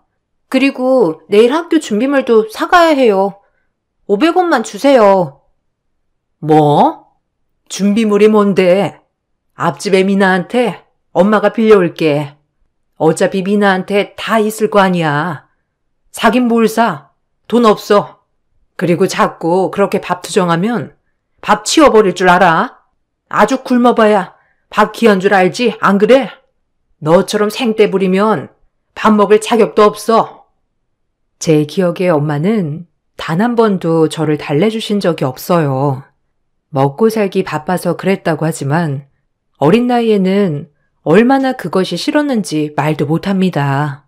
준비물도 다 이웃집에서 빌려다 주시고 옷들도 다 얻어 입히셨죠. 전 나이가 들면 들수록 저희 엄마의 자린고비 정신이 너무 싫었어요. 엄마는 홀로 먹고 살기 힘든 와중에 딸 둘을 키워내야 했기에 얼마나 고생하셨을까요? 지금에서야 마음이 참 아픕니다. 어렸을 땐 왜 이렇게 철이 없었는지 조그만 거 하나에 벌벌 떨고 그저 돈돈돈 하는 엄마가 미울 때가 많았죠. 전 그런 엄마의 품을 벗어나고자 24살 어린 나이에 남편을 만나 결혼을 했습니다. 남편은 자동차를 수리하는 정비사였고 저는 이제 막 간호사가 된 새내기 간호사였죠. 처음 남편을 보고 썩 마음에 든 건 아니었지만 저를 줄기차게 쫓아다니며 대시하는 바람에 홀딱 넘어가게 되었어요. 빨리 이 집에서 벗어나고 싶기도 했고요. 이왕이면 내 가정을 빨리 꾸리자는 생각에 말이에요. 평생 너 하나만 바라보고 살게. 나랑 결혼해줘서 고마워. 가진 게 하나도 없지만 정말 성실하게 열심히 살 거야. 이 마음 변치 않고 우리 잘 살아봐요. 아직 젊으니까 열심히 하면 금방 집도 사고 남들처럼 살 수 있을 거예요. 고마워. 가진 것도 없는 나한테 이렇게 시집 오겠다고 해줘서 내가 정말 잘할 거야. 네 눈에 눈물 나는 일 없을 거야. 가진 것은 하나도 없는 남편이었지만 이렇게 지금처럼 열심히만 한다면 뭐든 두려울 게 없는 남편이었어요. 남편과 결혼하는 것이 한 가지 걸리는 게 있었다면 시어머님의 유난스러운 아들 사랑과 함께 조금 개념이 많이 없으셨다는 겁니다. 아무리 고슴도치도 자기 자식은 예쁘다고 하지만 뭐 하나 내세울 거 없는 집안에서 너무 유난스럽게 아들 자랑을 하니 저희 엄마도 그렇게 좋아하진 않으셨고요. 하지만 자존심이 대단하고 억척스러운 저희 엄마도 저희 시댁 앞에선 딸 때문에 늘 작아지는 엄마였죠. 상견례에서부터 저희는 삐걱대었어요. 개념이 많이 없는 어머님 덕분에 말이죠. 하지만 엄마는 혹여나 제가 미움받을까 꾹 참으셨죠. 아니, 사실 저는 정윤이 그렇게 마음에 안 들었어요. 뭐 우리 아들이 좋다고 하니까 이제는 예쁘게 보이지만 삐쩍 말라가지고 애나 제대로 낳을 수 있겠어요? 이래봬도 우리 집안이 독자라서 아들이 굉장히 귀하거든요. 근데 이렇게 안사돈을 뵈니까 정윤이가 누구 닮았는지 딱 알겠더라고요. 어쩜 안사돈도 이렇게 마르셨어요? 그래서 딸들만 낳으셨나? 그러면 곤란한데. 네? 정윤이가 보기에 말라 보여도 깡다구 하나는 있어요. 자기 혼자 그래도 열심히 공부해서 간호대까지 갔고요. 아마 결혼하면 더 잘할 겁니다.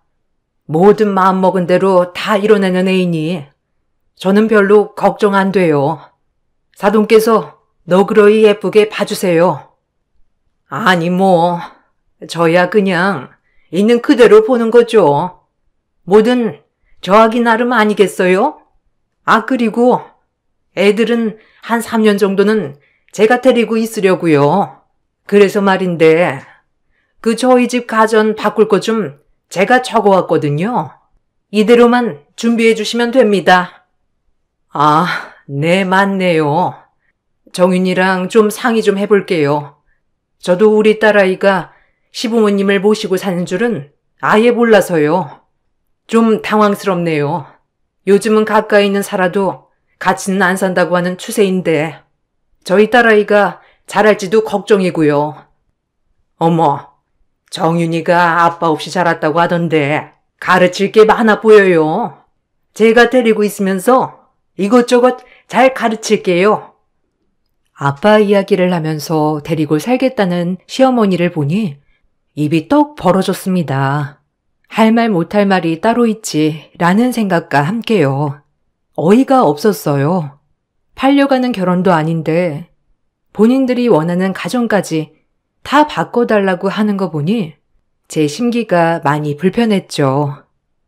엄마도 한성질 하셨기 때문에 이런 부분에서는 무조건 할 말을 할 거라고 생각했지만 확실히 사돈댁이라고 생각하셨는지 그냥 조용히 종이를 받아들이셨습니다. 약해진 엄마의 모습에 화가 나더군요. 악착같고 돈밖에 모르는 엄마라서 싫었지만 이렇게 약해지는 모습을 보니 마음이 많이 아프더라고요. 그래서 전 상견례를 마치고 남편에게 따져 물었죠. 이대로 있을 순 없었으니까요. 어머님 뭐야? 상의도 없이 우리를 데리고 산다고 하는 것부터 바꿀 가정까지. 내가 무슨 미치는 결혼하는 것도 아니고. 자기가 좀 말 좀 해봐. 내 말이 틀려? 그리고 왜 이런 얘기 나한테 진작하지 않았어? 아까 우리 엄마 표정 봤잖아. 얼마나 당황하셨는지. 아, 미안해. 내가 엄마한테 잘 얘기해 볼게. 아무래도 엄마가 아들이 나 하나잖아. 그래서 결혼시키는 게 많이 섭섭하신가 봐. 우리 엄마는 나 결혼시키는 거 아니고 어차피 우리 데리고 살 생각이시라며 뭐가 섭섭하시다는 거야? 나 이 부분에서 정말 확실히 해야겠어. 가전이나 이런 거 양보 못해. 솔직히 우리한테 해주시는 것도 없는데 바라기만 하는 거 진짜 아니잖아. 미안해. 화 풀어. 내가 집에 가서 엄마한테 신신당부할게. 아마 우리 집에서 집 같은 거 못 해주니까 괜한 자존심 부리는 거야. 기죽지 않으시려고. 그래서 세게 하는 말들이니 너무 마음에 담아두지 마. 알겠지? 화 풀어. 웃어봐요. 웃을 때 예쁘잖아. 결혼 준비할 때까지만 해도 남편이 저한테 아주 푹 빠져 있었기 때문에 남편은 저의 말에 찍소리도 못했죠. 결국 가전은 없던 일로 하기로 하고 결혼을 했습니다. 그리고 저희는 시어머니 말씀대로 합가를 했죠. 합가에 대한 걱정은 엄청났지만 남편이 애원하기도 했고 나가 살 여유가 안 되었기도 했고요. 하지만 결혼을 하고 보니 생각보다 남편은 더욱더 마마보이였고요. 시어머니는 더욱더 개념이 없으신 분이었죠. 저는 결혼과 동시에 일을 그만두었기 때문에 집에서 살림을 했어요. 시어머니께서 결혼 후 살림 좀 배웠으면 좋겠다 하셨던 것도 있었고 남편 또한 제가 집에서 내조를 하길 바랐죠. 남편 뜻에 따라 일을 그만두고 살림을 하기 시작했는데 그런 저에게 시어머니는 하나부터 열까지 저를 쫓아다니면서 하나하나 꼬투리를 잡으셨죠. 정말 힘든 결혼 생활이었습니다. 내가 왜 결혼했지라는 생각을 수만 번, 아니 수억 번은 했으니까요. 하지만 저도 만만치 않은 성격을 가진 엄마 밑에서 24년을 살았기 때문에 제 내공도 만만치 않았죠. 시어머니와는 늘 부딪히는 일이 다반사였어요. 그런 시어머니는 절 더 못마땅해 했고요. 거의 앙숙이나 다름없었죠. 남편은 제 편이 돼줄 거라고 확신했지만 그런 남편도 변해가기 시작하더군요. 이 집에 제 편은 철저히 없는 기분이었습니다. 속은 결혼이었죠. 미역은 더 불렸다가 볶아야지. 아니 친정에서 이런 것도 안 배운 게냐? 딸만 둘이라는데 너희 엄마는 널 뭘 가르친 거야? 먹고 살기 바빠서 아무것도 안 가르친 거면 아주 어이가 없구나. 그래도 밥은 해먹을 수 있게 가르쳐야지. 나 원참.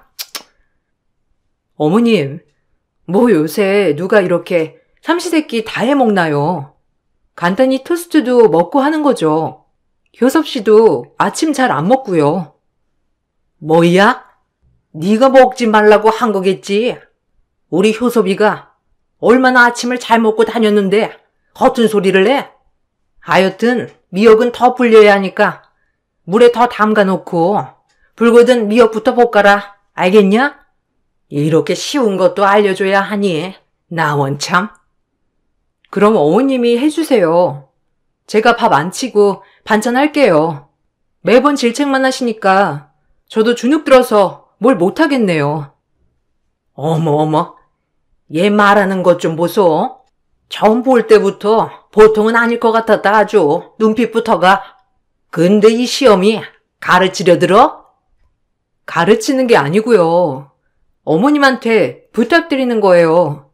사사건건 어머님이 절 못마땅해 하시니까요. 그렇게 들으셨다면 죄송해요. 시어머니는 하나부터 열까지 모든 게 잔소리였어요. 그리고 틈만 나면 저희 친정에서 못 배웠느니 안 배웠느니 말을 하셨죠. 노이로제에 걸릴 지경이었습니다. 산은 산이요, 물은 물이로다 하며 지내온 세월이었죠.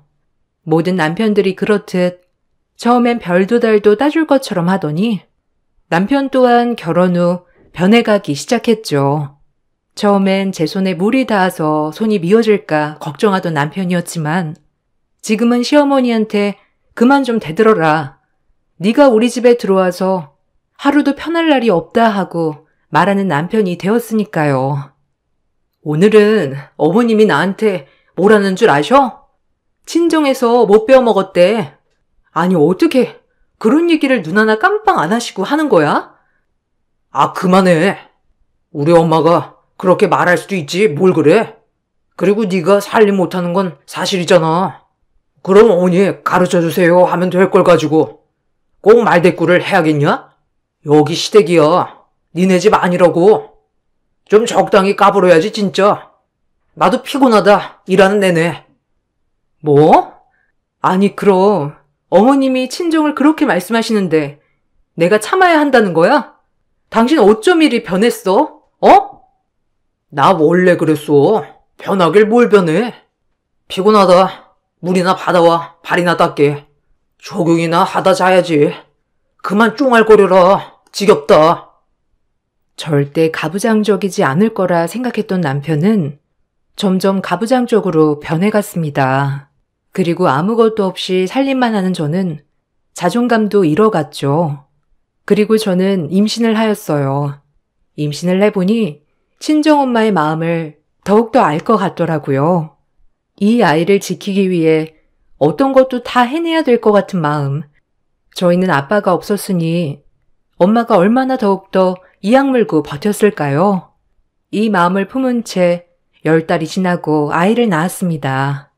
아이는 건강한 사내 아이였고 아이를 낳고 나서 친정 엄마만이 생각나더라고요. 아이를 낳는 날도 동창이라는 핑계로 병원에 오지 않던 남편을 기다리는 저에게 눈을 뜨자 친정 엄마가 와 계셨습니다. 아이고, 내 딸 고생 많았다. 많이 힘들었지? 얼마나 아팠어 우리 딸. 엄마가 옆에서 계속 용기를 줬어야 했는데. 엄마, 어떻게 왔어? 아니, 못 타고 왔어. 멀었을 텐데. 병원에서 전화 받은 거야? 엄마 보고 싶었는데 너무 좋다. 이렇게 보니까. 김서방은, 아니 시댁은 사돈어른이 그렇게 간절히 바라던 아들 손주인데 아직 안 오셨나 보구나. 아유, 고생했어, 내 아가. 아니야, 엄마도 나 낳을 때 많이 고생했지 진짜. 이 사람은 오늘 일이 많이 밀렸나 봐. 내일이나 올 거야. 오늘 엄마 여기서 자고 가. 엄마는 병원에서 전화를 받자마자 시골에서 콜택시를 불러 병원까지 오셨고 근처에 사는 남편과 시댁은 방문조차 안 했죠. 다음 날에 남편은 전날 술을 얼마나 먹었는지 알 수 있는 얼굴을 하고 헐레벌떡 왔고 시어머니도 같이 오셨더라고요. 시어머니는 오시자마자 제 안부는커녕 오로지 자기 손자만 찾으셨어요. 애를 낳고 바로 뒤라 호르몬 조절이 안 됐는지 그런 시어머니 모습이 꼴보기가 싫더라고요. 고생은 내가 다 했는데 어쩜 저렇게 괜찮냐고 물어보질 않으시나 해서요. 아이고, 우리 장손. 얼굴 좀 보자. 어머, 우리 효섭이 얼굴 판박이네. 어쩜 효섭이 어렸을 때랑 똑같냐? 이쁘다, 이뻐. 아, 그러게. 아빠를 정말 빼다 박았네. 건강하게 태어나서 다행이야. 엄마, 그래도 좋으시죠? 아들 손주이니 얼마나 좋으시겠어. 그러니까 이제 여한이 없다. 외탁하면 어쩌나 했는데 얼굴도 너 판박이야. 얼마나 듬직한지. 이제 밥 안 먹어도 배부르다. 우리 엄마 이제 발 뻗고 주무셔요. 이름은 뭐라고 지을까? 엄마 생각해둔 거 있어? 그래도 우리 귀한 장손인데 좋은 이름으로 지어야지. 본인들 자식이랑 손주만 품에 안고 우쭈쭈 하는 모습을 보니 약이 오르더라고요. 단 한마디 나보고 괜찮냐, 아프지 않았냐, 고생했다 말 한마디 없는 남편과 시어머니를 보고 있자니 우라통이 치밀어 올랐습니다. 보다 못한 저희 엄마가 한마디 하셨고요. 자네 와이프는 안 보이는가? 애가 진통을 얼마나 했는지 얼굴이 초주검이 돼서는 안쓰러운데 어째 괜찮냐는 말 한마디가 없어? 아, 장모님. 당연히 지금 괜찮아진 줄 알고 그랬죠 뭐. 아, 당신 괜찮아? 고생했어. 그래도 애는 건강하다니까 얼마나 다행이야. 애가 건강하면 뭐하나. 산모가 몸조리를 잘해야지, 안 그래? 애 낳는 게 얼마나 힘든 건데. 사돈도 애 낳아보시고선 그러시네요. 네? 당연히 여자로서 해야 될 도리를 한 건데 거참 유난이시네. 어디 아들 한 번 더 낳았다간 기둥까지 뽑아달랄 기세세요. 말씀도 참 예쁘게 하시네요. 그리고 자네는 어제 애를 낳았는데 오늘 오는 게 말이 되는가? 애 혼자 얼마나 무서웠겠어. 어제는 제가 꼭 빠지면 안 되는 자리가 있어서 죄송합니다. 그래도 장모님이 계셨으니까 얼마나 다행인지 몰라요. 시어머니의 말에 입이 떡 벌어졌어요. 유난이라니. 제가 많은 것을 바란 것도 아니고 그저 괜찮니, 고생했다 정도였는데 어머님의 말이 조금이라도 남아있던 정내미가 떨어졌어요. 그리고 더 이상 시어머니에게 아무런 감정의 기대도 하지 말자라고 마음을 먹었어요. 혹시라도 엄마와 시어머니의 언성이 높아질까 제가 제지해야 했고요. 철없는 남편은 그저 입 닫고 가만히 있더라고요. 태어는 내일이라고 하니까 저 엄마네 집에서 몸조리 좀 하다가 갈게요. 아무래도 일주일은 있어야 할 것 같아요. 뭐? 일주일이나? 아니, 집에서 몸조리 하면 되지. 굳이 거기 시골까지 가야 하니? 애도 멀미하는데 집으로 와라. 아니에요, 사돈. 제가 정윤이 챙겨주고 먹이면서 일주일만 데리고 있을게요. 그래도 애 낳고 몸조리는 제대로 해야죠. 어머, 사돈. 제가 다 시켜준다니까요. 그리고 출가애인 모르세요? 어디 여자가 친정을 오락가락 마음대로 합니까? 네? 어머니, 무슨 말이 그래요? 제가 언제 맘 편히 친정 간 적 있나요? 저 아기 데리고 일주일만 다녀올 거니까 그리 아세요. 저의 단호한 태도에 시어머니는 못마땅해 하셨지만 별다른 도리는 없으셨죠. 몸조리까지 못하게 하니 정말 싫었습니다. 그리고 그 옆에서 찍소리도 없는 남편을 보고 있자니 더 우라통이 터졌죠. 얼마나 멍청하고 믿을만하지 못하던지. 다음 날이 되었고 전 아이를 데리고 친정에 와 몸조리를 했습니다. 엄마 밥을 먹으면서 푹 쉬니 너무 좋더라고요. 그리고 엄마는 저에게 말씀하셨어요. 애를 낳고 보니 엄마를 너무 이해하기 때문에 눈물이 주룩주룩 흘렀습니다. 엄마와 딸이란 그런 거였죠. 미안해. 너 어려서 더 잘해주고 더 예뻐해주고 싶었는데 엄마 홀몸으로 너네 둘 키우는 게 녹록지가 않았어.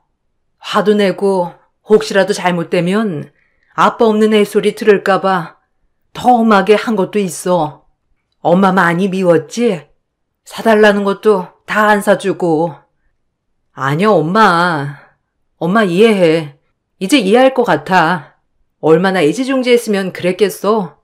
남들한테 손가락 받지 않게 하려고 그런 거지. 엄마 마음 이젠 다 알아. 그리고 내가 아들 낳아보니 알 것 같아. 얼마나 엄마가 우리를 애틋해 했는지. 엄마야말로 고생했어. 홀몸으로 애들 키우는 게 어디 쉬웠겠어? 가뜩이나 어려운 세상인데 그래도 포기하지 않고 잘 키워줘서 너무 고마워요. 그렇게 엄마와의 화해를 하고 전 일주일이 지나 아이를 데리고 다시 시댁으로 올라갔죠. 발길이 차마 떨어지지는 않았지만 그래도 가야 했어요. 그리고 나도 우리 엄마처럼 아들 잘 키워야겠다고 다짐도 했고요. 집에 도착하자마자 시어머니는 우리 장손이 얼굴이 반쪽이 됐다며 아주 난리를 치셨어요. 얼마나 꼴 같지 않던지 워낙 유난스러운 분이니 그러려니 했죠. 어머, 우리 장손 일주일 새 얼굴 반쪽 된 거 봐라. 분명 병원에선 포동포동했는데 아유, 또 너만 먹고 너만 쉰 거지? 네? 아니 무슨 말씀을 그렇게 하세요? 제가 설마 제 애를 굶기겠어요? 젖이 잘 안 돌아서 분유 먹이는 거예요. 병원에서도 그렇게 하라고 했고요. 어머, 모유도 못 먹는단 말이야? 내가 너 삐쩍꼬라서 그럴 줄 알았다. 남들 다 먹이는 모유도 못 먹이고, 아이고, 모유를 먹어야 애가 똑똑하다는데 남들 다 아는 모유도 못 먹는 우리 장손 불쌍해서 어떡한다니? 마음에 드는 구석이 없어 아주. 어머니, 요새 분유 먹여도 다 똑같아요. 얼마나 잘 나오는데요. 어머님이 몰라서 하는 말씀이신 거예요. 그러니까 걱정 놓으세요. 그래도 엄마 말이 맞을 텐데. 애가 모유를 먹어야지 분유를 먹으면 되겠어. 아무래도 엄마가 더 잘 알겠지. 당신 모유 먹고 자라서 그렇게 멍청하니? 아니 말해봐. 당신은 모유 먹었는데 그럼 왜 그 모양이야? 어때? 할 말 없지? 제 말에 기가 막힌 듯 시어머니는 저를 노려보셨고 남편도 찍소리도 못했죠. 사실 남편이 그렇게 똑똑하지 않은 건 사실이니까요. 그렇게 하루가 지나고 아이를 낳고 그럭저럭 살아가고 있는 와중에 친정엄마가 많이 아프시다는 소식을 들었어요. 당장이라도 가봐야 했지만 시어머니는 허락조차 해주질 않았죠. 정말 원망스러웠습니다. 그런 저는 시어머니를 좋게 볼 수 없었고요. 엄마가 많이 안 좋으시대요. 아무래도 가봐야 할 것 같아요. 괜찮으면 윤수 데리고 며칠 내려가 있으면 싶은데. 아니 그럼 우리 효섭이는 어쩌냐? 너랑 윤수 내려가면 효섭이는 굶으란 말이야? 출가 외인이 어쩜 그리 개념이 없어? 효섭 씨가 손이 없어요, 발이 없어요? 제가 제 엄마 병간호하겠다는데 솔직히 이렇게 허락을 받는 것도 웃기네요. 예의상 물어본 거지만 안 된다고 하니 그냥 내일 아침에 내려갈게요. 어머님 노여워해도 어쩔 수 없어요. 저희 엄마 제가 돌보고 싶어요. 어머, 저 바락바락 말대답 하는 것 좀 보소. 아니 어쩜 애가 그렇게 못돼 처먹었니? 넌 내가 처음부터 마음에 안 들었어. 우리 효섭이가 죽고 못 사니까 허락했는데 어째 눈빛부터 쎄했다 알아? 가지마. 분명히 말했어. 가려거든 이혼 도장 찍고 가라. 네? 이혼 도장이요?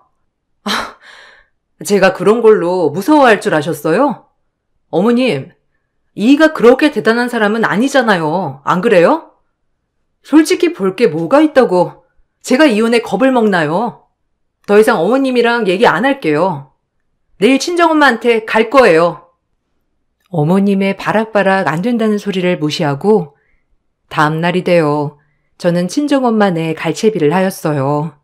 남편도 못마땅해 했지만 제 고집을 꺾을 수 없었죠. 그리고 아들만 데리고 시골에 내려가 엄마를 보살폈습니다. 엄마는 췌장암 말기셨어요. 급격히 몸이 안 좋아 병원에 가보니 이미 손쓸 수 없는 상태라고 했었죠. 얼마나 눈물이 나던지 그런 엄마를 모시고 싶은 이 마음도 굴뚝 같았어요.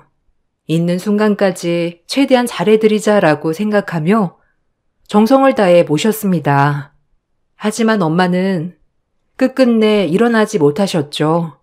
어려서 엄마한테 미운 감정만 품고 산 것 같아 어찌나 죄송하던지.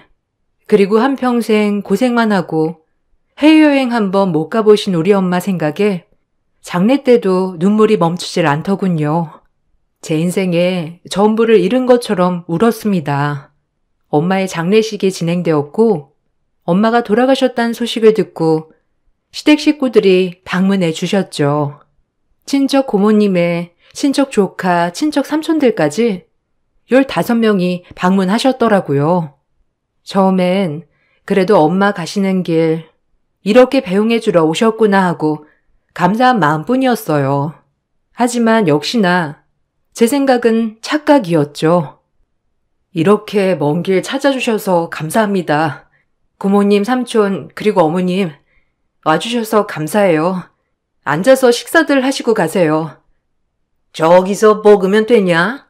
우리 한 15명 되는데 일단 앉아있으면 차려다 주겠지? 고모, 얼른 저기로 갑시다.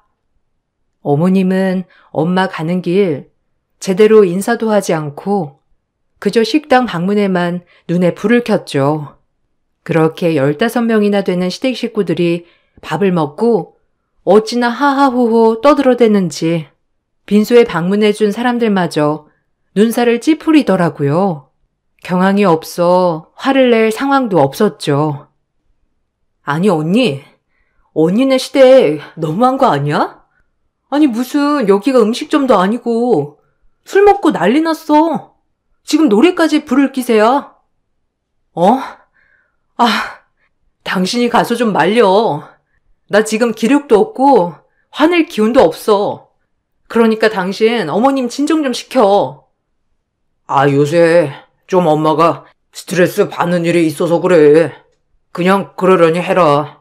꼭 이런 데 와서도 시엄마한테 말대꾸 해야겠냐? 뭐라고? 여기가 지금 음식점이야? 우리 엄마 마지막 가는 길 빈소야. 정신 차려. 네가 이러니까 개념이 없다는 거야. 알아? 남편이랑 대판 싸우고 동생이 겨우 뜯어 말리고서야 진정을 시켰죠. 남편이란 사람이 위로는 못해줄 망정 저보고 예민하다느니 그만 좀 하라느니 정말 믿고 살 수 없었습니다. 그런데 더더욱 가가는 시댁 식구들은 그렇게 술판을 벌여놓고 집 가면서 저희가 받은 바카스까지 다 챙겨가 버렸죠. 저희 엄마 쪽 친척들이 눈살을 얼마나 찌푸리셨던지 제 얼굴이 다 화끈했어요. 아니, 진짜 개념 장난 아니네. 바카스까지 들고 갔다며? 제정신이야? 아니, 형부도 그런 사람이었어? 참나, 빈소 와서 술판 버리고 집 갈 땐 저거까지 싹 쓸어 가다니. 언니 시대 진짜 대단하다. 아니, 어떻게 살아? 저런 집이랑? 엄마가 얼마나 가슴이 아프겠어. 그만해. 나도 열받으니까. 그리고 일단 엄마 가는 길 마음 편히 보내드리자. 뒷일은 내가 알아서 할게. 너까지 열내지 마. 발인까지 마치고 정신없는 와중에 부의금 정산을 하는데 시댁 식구들은 그 누구도 한 푼도 내지 않았더라고요. 돈을 떠나서 정말 너무하다 싶었죠.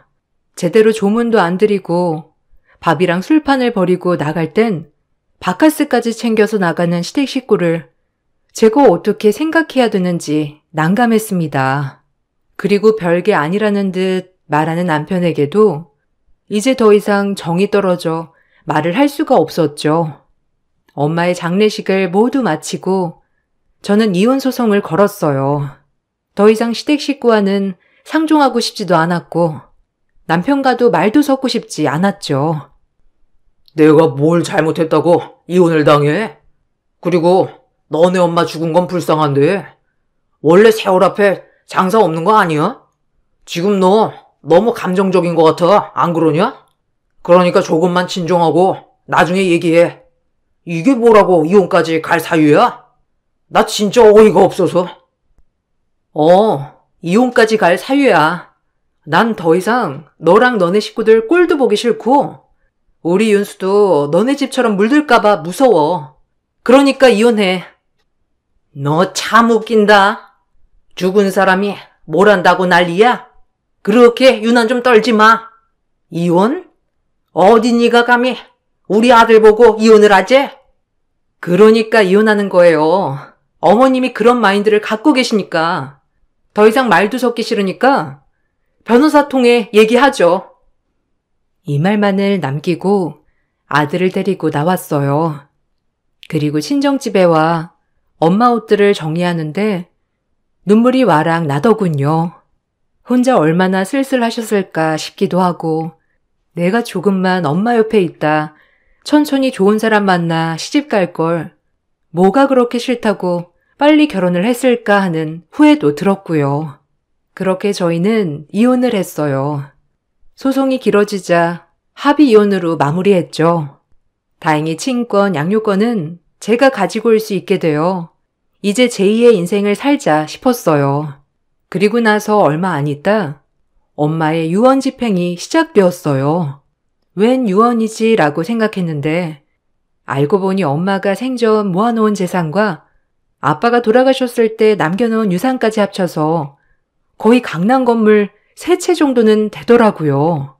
본인은 아끼고 안 입고 안 쓰고 모아놓은 것들을 써보지도 못한 채 눈을 감으셨으니까요. 엄마가 너무 안타깝고 더 마음이 아팠어요.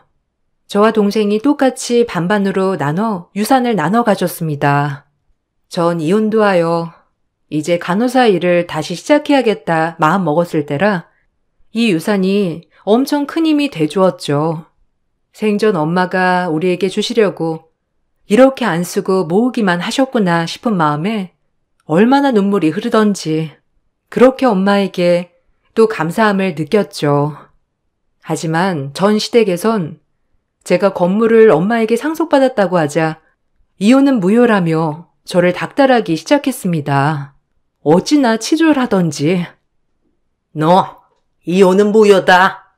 너 그거 재산 다 알고 우리랑 손절한 거지? 우리 아들 버리고 네가 잘 살 수 있을 것 같아? 네가 건물 주면 우리 아들도 건물 줘야지. 너만 잘 먹고 잘 살겠다고? 절대 안 되지. 내가 소송을 해서라도 그 재산 다 가져올 거야. 알아? 마음대로 하세요. 어차피 저흰 남이고 전 이혼 후에 재산 상속받은 것이니 제가 나눠줄 필요는 없으니까요. 끊습니다. 너 내가 가만 안 둬. 그 건물 팔아서 당장 반 보내. 알겠어? 내가 윤수 아빠인데 나도 권한 있지. 안 그래? 정신 차려. 이 정신 나간 아줌마랑 아저씨야. 이게 왜 당신들 돈인데? 다신 연락하지 마. 소름 끼치니까. 알겠어? 그리고 마음대로 해. 남편과 시어머니는 저에게 진짜 이혼 무효 소송을 걸었어요. 재산을 절반이라도 가져올 속셈으로 말이죠. 아무래도 이혼 가정에서는 특유 재산이라도 기여도에 따라 그것 또한 분할을 해야 한다고 하더라고요. 어처구니가 없었습니다. 하지만 이혼 후에 재산 상속을 받은 것이기 때문에 저는 남편에게 돈을 돌려줄 의무는 없다고 판결이 났죠. 그렇게 소송도 끝을 맺었습니다. 어찌나 어이가 없던지. 꼭 이렇게 했어야 했니? 이 지긋지긋한 놈.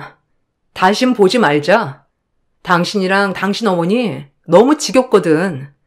내가 뭐에 홀려서 너랑 결혼했는지 미쳤지 내가. 평생 행복한 기억 따윈 없었어. 알아? 다신 보지 말자. 엮이지도 말고. 너랑은 진짜 끝이야. 제발 한 번만 봐주면 안 될까? 엄마랑은 네가 원하면 인연도 끊을게. 그러니까 우리 세 식구만 따로 살자. 그럼 우리 문제 없었잖아. 다 엄마랑 너랑 문제지. 나는 괜찮았잖아. 그러니까 우리 셋이 오손도손 살아보자. 내가 잘할게. 아니, 너도 문제였지. 매일 방관하고 개념 없는 네 친모 못 말리고 우리 엄마 장례식에선 어쨌니? 나 진짜 소름 끼쳐서 절대 못 잊어. 우리 윤수가 너 닮을까 무서워서 이혼한 거야, 알아? 돈도 없고 직업도 변변찮은 널 택한 건 내 크나큰 실수야. 아, 덕분에 인생 공부했다. 너처럼 빈말하는 사람은 거르게 됐거든. 이제 평생 네 개념 없는 모친 모시고 살아봐. 다신 연락하지 말고 끔찍하니까. 전 이 말만을 남기고 자리를 벗어났죠. 그리고 지금은 안정을 많이 되찾았습니다. 지금 엄마가 살아계셨다면 더욱더 행복하게 잘 지낼 수 있을 것 같은데 꼭 엄마가 안 계시니 이렇게 후회만 하는 못난 딸이네요. 가끔 엄마가 보고 싶을 때마다 납골당에 가서 이런저런 하소연도 하는데 어찌나 죄송스러운지 제가 너무 못났던 것밖에 기억이 나지 않아서 후회 막심입니다. 여러분들도 혹시라도 부모님이 살아계시다면 꼭 잘해주세요. 저처럼 나중에 절대 후회하지 말고요. 전 지금 정말 잘할 수 있는데 곁에 계시지 않기 때문에 마음만 굴뚝 같거든요. 나중에 엄마를 만나게 된다면 엄마 딸로 태어나서 정말 행복했고 어려운 시절 잘 키워내줘서 고맙다고 이 말은 꼭 전해드리고 싶어요.